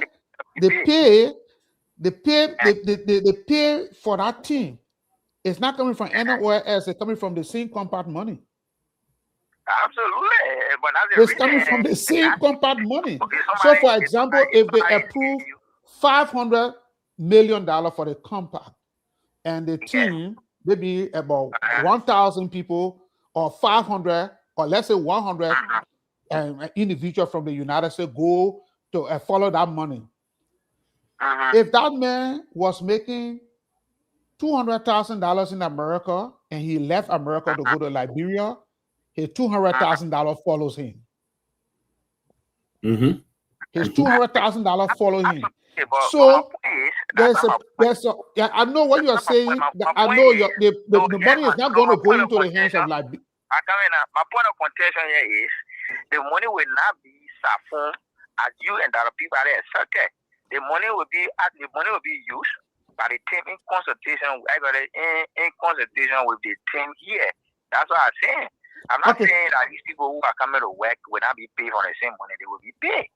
I'm not questioning that. My point of contention is the money will not be used by the government. The project will be identified, and they will have a team of representation here, just as we as a government will have our team working together to achieve shared goal. Unlike what you and other people say, will not be used for people's salary. All right. So let's. But we did not say that it was going to be used for. We're going to use that money for salary. I said people with dance inside. Okay, yeah. Yeah, we said people with dance inside. So so you are providing the clarity. You are providing this clarity, and that clarity is well taken. It is well taken. It is a fact that when the money comes, the folks that are releasing the money, they will send their people to follow the money. Okay, so hold on, let me finish. There's a, what? I say it is normal. No, it is a normal thing. That's what I said. It does not develop a country. That's what I said. It does not develop a country, because if a country gives you aid to implement a project, and here's the funny thing, they will come to identify the project. They will identify the project. They will provide the money. They will monitor that project. But during the monitoring and evaluation of that project, while they are in Liberia, they will be paid. And their payment is going to come from the very money that is sent to Liberia. So eventually, about 25% of the money that is going to Liberia is going to come back outside. Okay, the 75% is free, though. We're not paying. Yeah, I know that. Yeah. So for me, I think we should be loud and we should be applauding the government instead of criticizing. Well, man, nobody criticizing. I mean, Abu, nobody criticizing here. What we're saying is the fact we are talking about that we can't even raise our own budget. Every time the EU and other countries got to give up budgetary support, this is disgraceful. So if EU say, hey, we're going to pull our funds for you that we gave you towards your budgetary support, where we're going to get money? People may not take pay for months and things become, because we have a very strong, as people say, we have a very strong revenue generation, but we can't even generate revenue to pay our staff. All the money we get in that country, it goes to pay salaries. Also, and besides that, if we were using the revenue that we generate for the internal purpose, if we were cutting down on fraud, if we were cutting down on waste, if we were cutting down on abuse, the vast amount of money that goes to fraud, waste, and abuse would have been used to address some of the issues that the compound money is coming to address. You see? Yeah, then that money could go to other needed stuff. You see that? Like JFK. Yeah. Like the police crime lab. That the police that don't have a crime lab, but they had to always beg international community to help them. How many times would we beg people for every crime? Because there is fraud, waste, and abuse in the country, and I agree with him. The compound money, the people will send their people there to monitor the money. Obviously, so if they're giving you us $500 million, some of that money is going to go to payment of those people that will go there to follow the money, to make sure that the money is used for the intended purpose.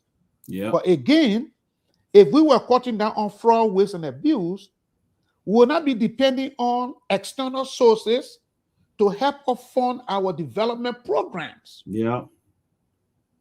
Yep. That is it. But we can't function, and that's why we cannot function. You have a country, you got lawmakers, they're giving people gas slip, they're giving people scratch card. What country in the world they give you gas slip and give you scratch card, at the same time they pay you? Yeah, your own cell phone. You can't. Your own cell phone, your own cell phone that you buy, they must give you money for you to be able to put money in your cell phone.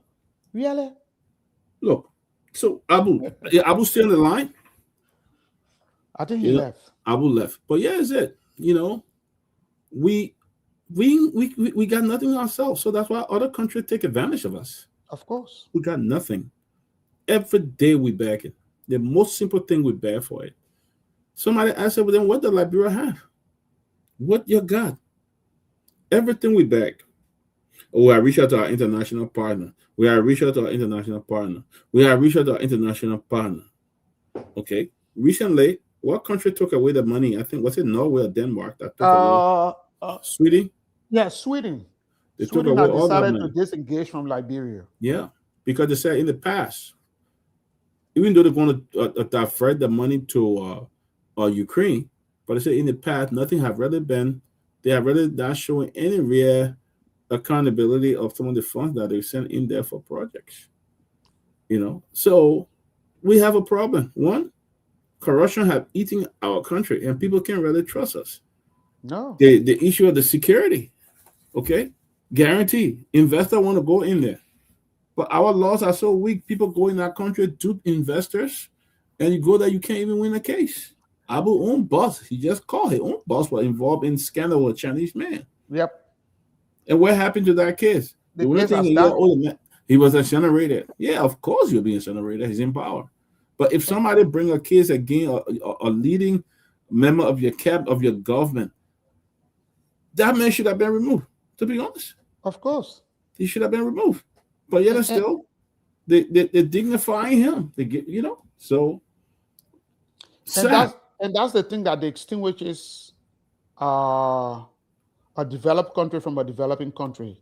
Yep. And that is the idea of enforcing contracts. Mm-hmm. You understand?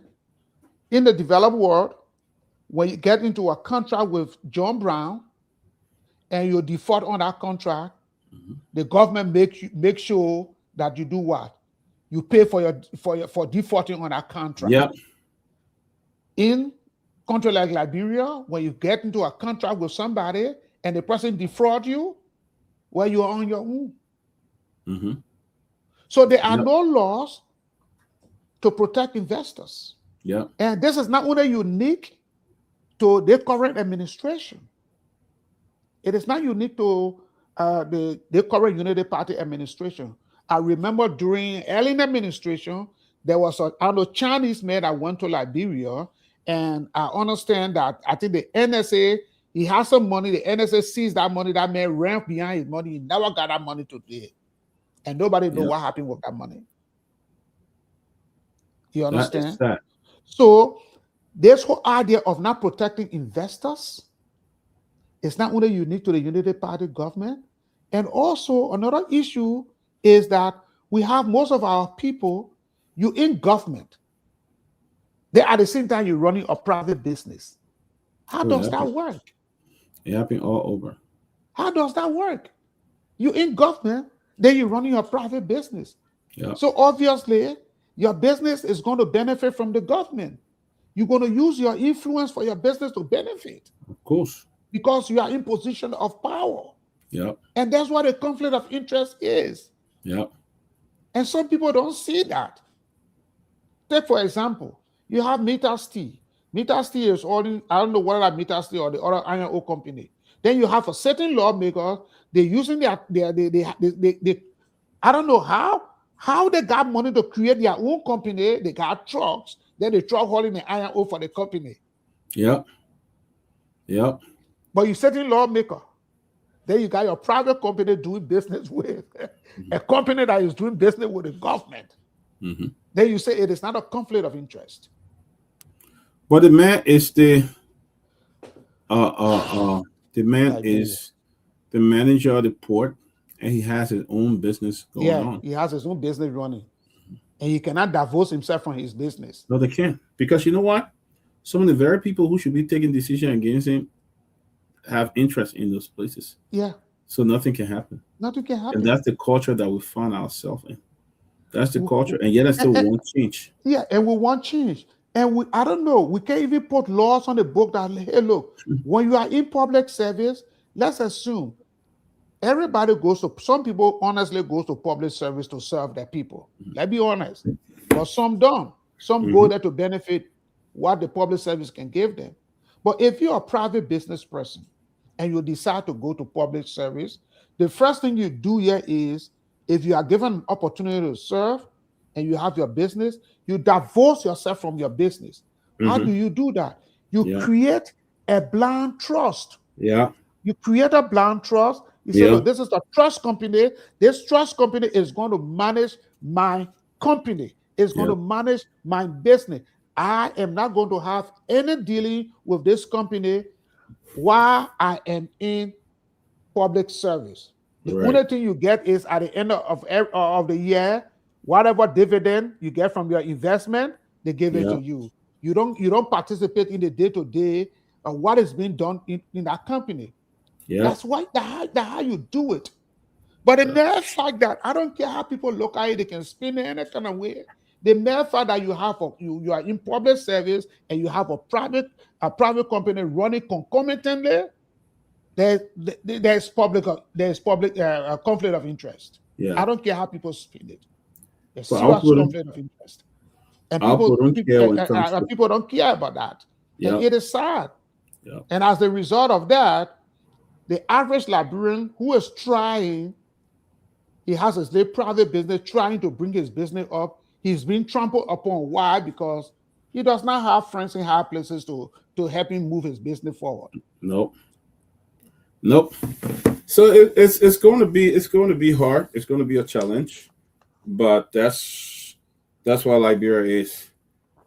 The words of Mr. Cummings still rings a bell in my ear. You do the same thing over and over and expect a result. It's still a different result. How? A different result. How can you do that? That must be a different chemistry all by itself. Exactly.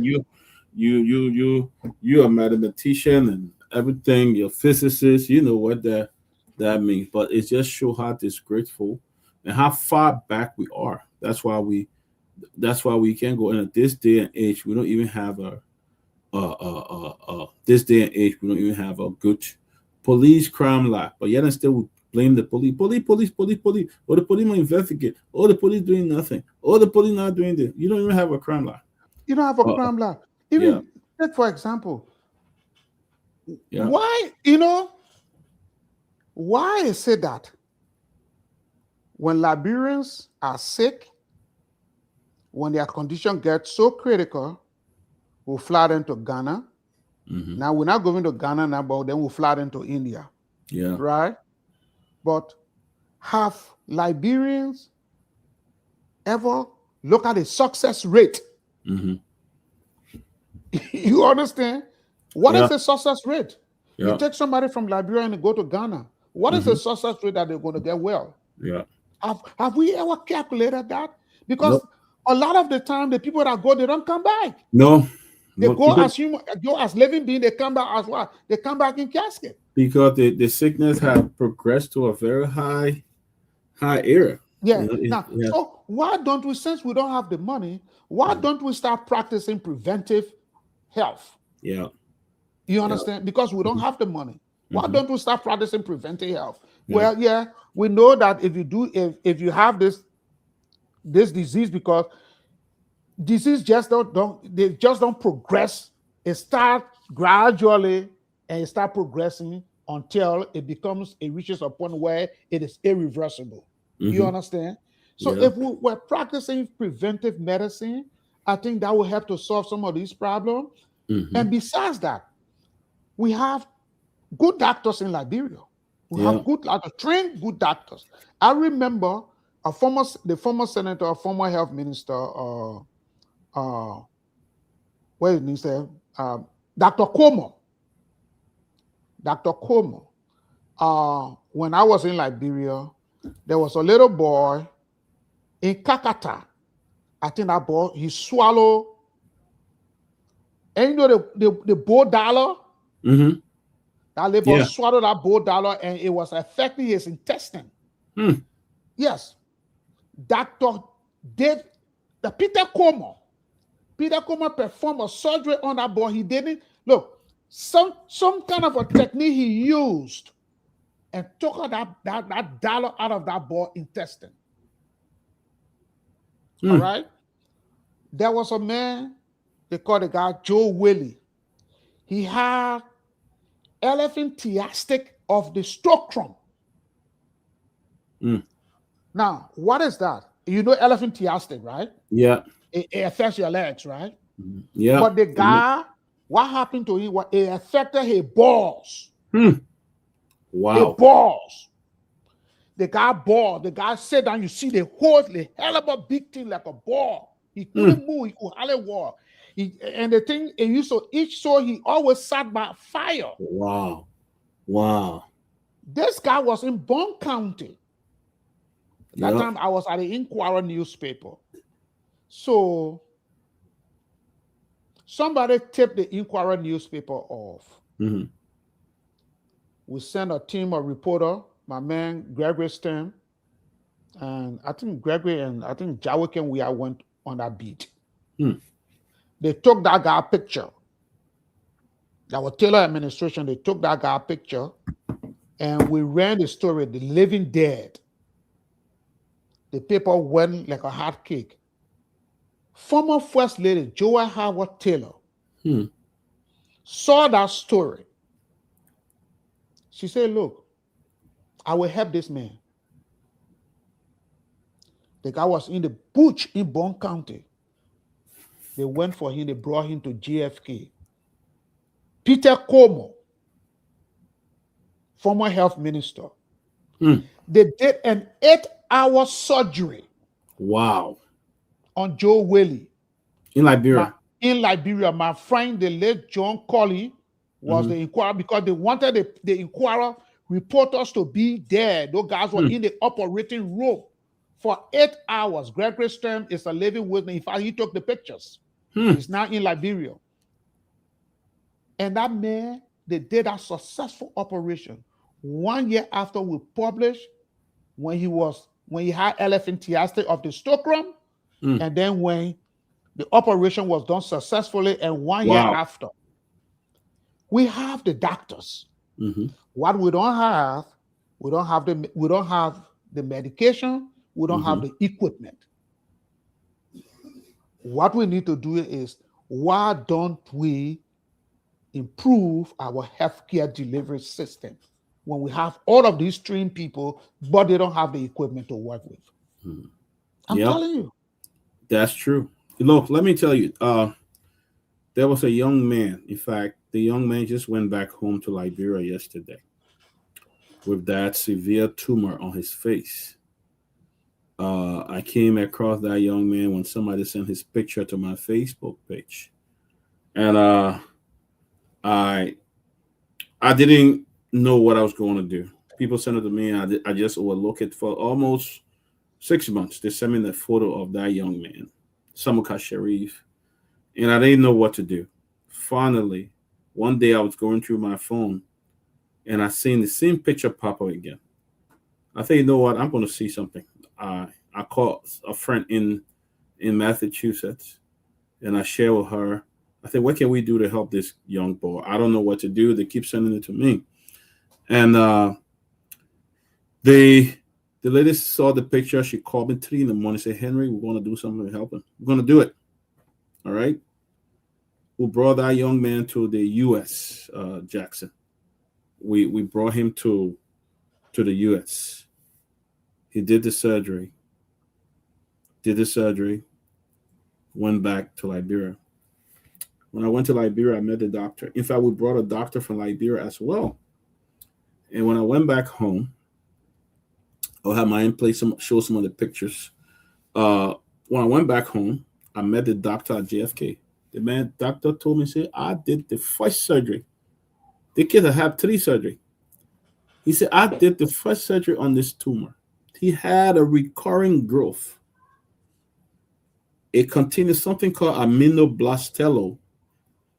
It continued to grow until the child turned like 18 or 21. It grew. The doctor said, I did the first surgery, but we never had much here to do to even help this boy stop. If there was something we could do, we're going to stop it. He said, but we didn't have the machine. He said, I've been to other countries then. These people even better than us. He said, I've been around West Africa. The data, they ain't know much, but we don't have nothing here. We don't have the facility. We don't have the machine. We don't have nothing. That kid came to the U.S. He did the surgery. He went back. Last year, the tumor started to grow back again. It was just growing. I went to Liberia. I saw him. I said, what am I going to do with this kid? What else can I do? I reached out to the medical team at Massachusetts again. I said, the tumor is growing back on this boy.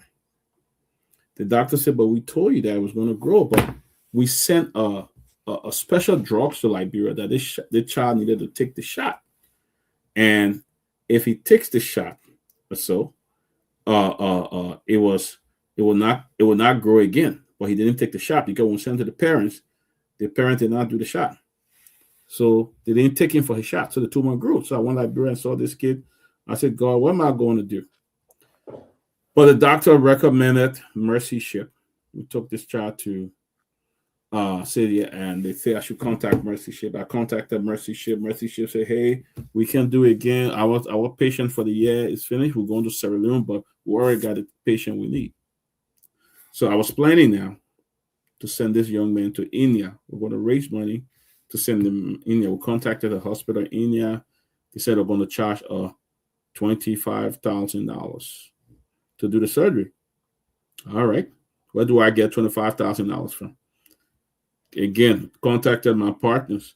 They said, hey, Henry, if the hospital can do the surgery in India, we can give $25,000. A good Samaritan said we can send $25,000 to the hospital in India. So we started that other one again, Mr. Seaton. And right in time when we're getting ready to send this young man to India, God appeared again. I heard from Mercy Ship. Mercy Ship said, hey, we just accepted this guy. A doctor in Massachusetts emailed me and said, hey, I was in a conference in Europe the other day. I saw the CEO for Mercy Ship, and I shared about this young man. We're going to take him as a patient. So I had to arrange this case to get him to Sierra Leone. And this case went there. He did the surgery. He went back home. Just yesterday, someone went back to Liberia after all these major. I even flew to Sierra Leone in November to go and see him. I was there for like 2 or 3 days because we needed to sign all kinds of documents for him. Myean, just hold that picture a little bit before you put it back up. When it was time to do the surgery, we had a relative there. The relative said, because he said it was 50-50, so the kid would have died. The relative got afraid that he couldn't sign the paper. We contacted the dad. The dad was not interested. Myean, I said, hold it yet, and then you can put it on. Yeah. But as God will have it, the kid turned 17. So I had to encourage him to sign it, that he would have died. I would have got in trouble because the dad, instead of trying to see his son get healed, he was already planning to sue his son die instead of seeing his son healed. Wow. So at God we have it. We prayed about it. A lot of people pray. And this case went into Sierra Leone on the Mercy Ship. That's what they do. And did the surgery for almost 10 hours. And today the young man has life again. You know, Myean, now you can show the video of him. Facebook, we got to give a disclaimer. Wow. Facebook, you know, this is how the child looked. Facebook, I don't know what the disclaimer can do, but just a disclaimer to Facebook. This is how the child looked when he went to Sierra Leone. Okay? So Myean, take that out now before Facebook come and shut us down.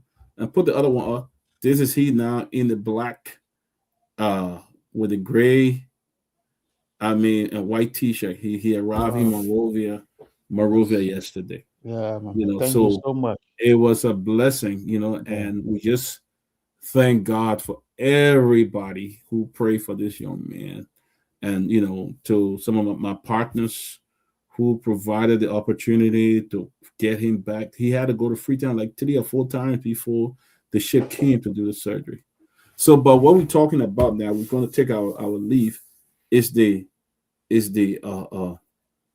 if we had the facilities, we'll not be sending kids who are sitting down, we're going to die in Liberia, because after he was put out of his house, He was living on a garbage pile in Maria, somewhere in Claretown. He used to sleep on because everybody called him a witchcraft. So he was staying on the dump part. And one lady saw him and took him in.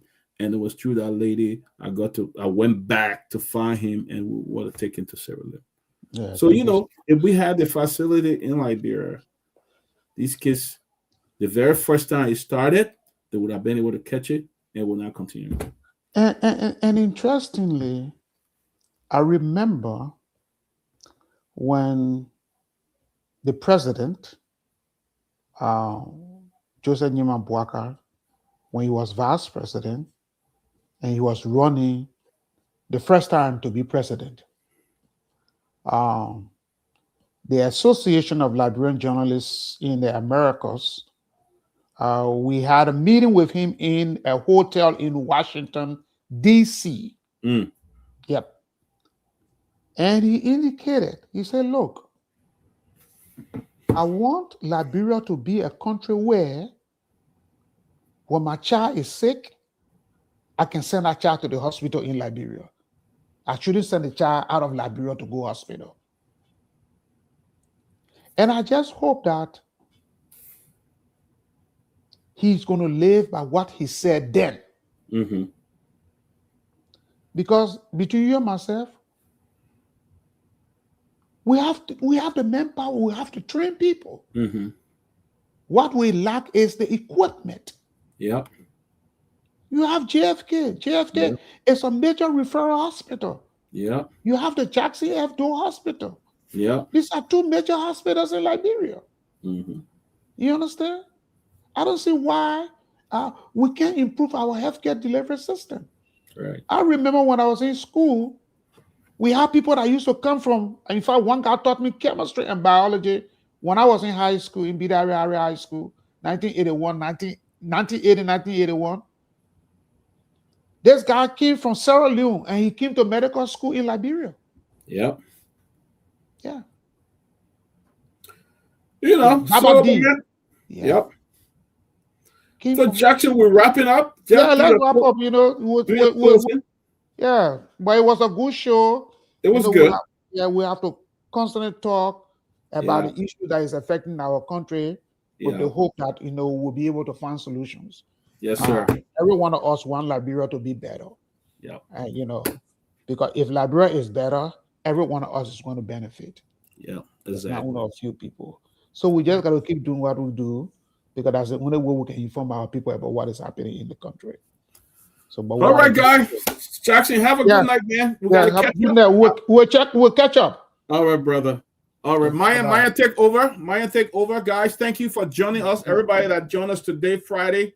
Hope you have a great weekend. We will see you bright and early on Monday. Nora Hope, Kehleboe Gongloe, Frank Toomey, and Actual Factual, Sabatos, Yonis, Samuel Kofi Wood Jr., and everybody else. Thank you for joining. Have a great day. Myean, shut it down. We're done for the day. Myean.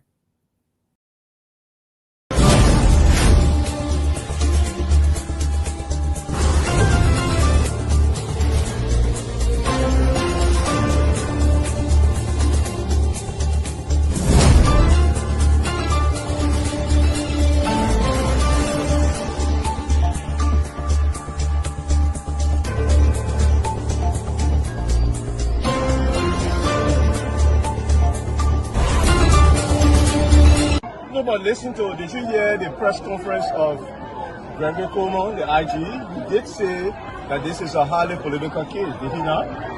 So you don't take the partisans' word for it, you take the IG's word for it. We elect on 85 irresponsible men what happened to our country.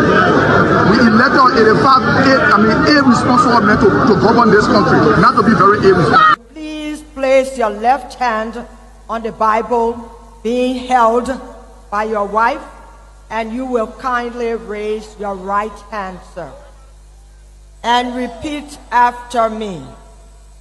All standing, please. I, Joseph Nyeman Boakar Sr.,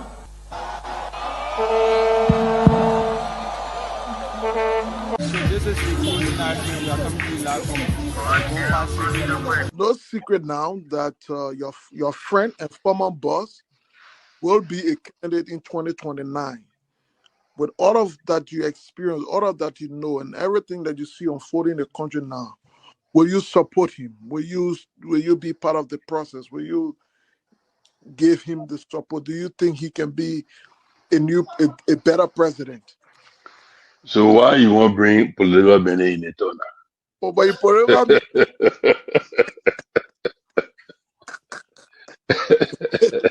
you're political man, before you go out, very active. I plead the fifth again. Okay.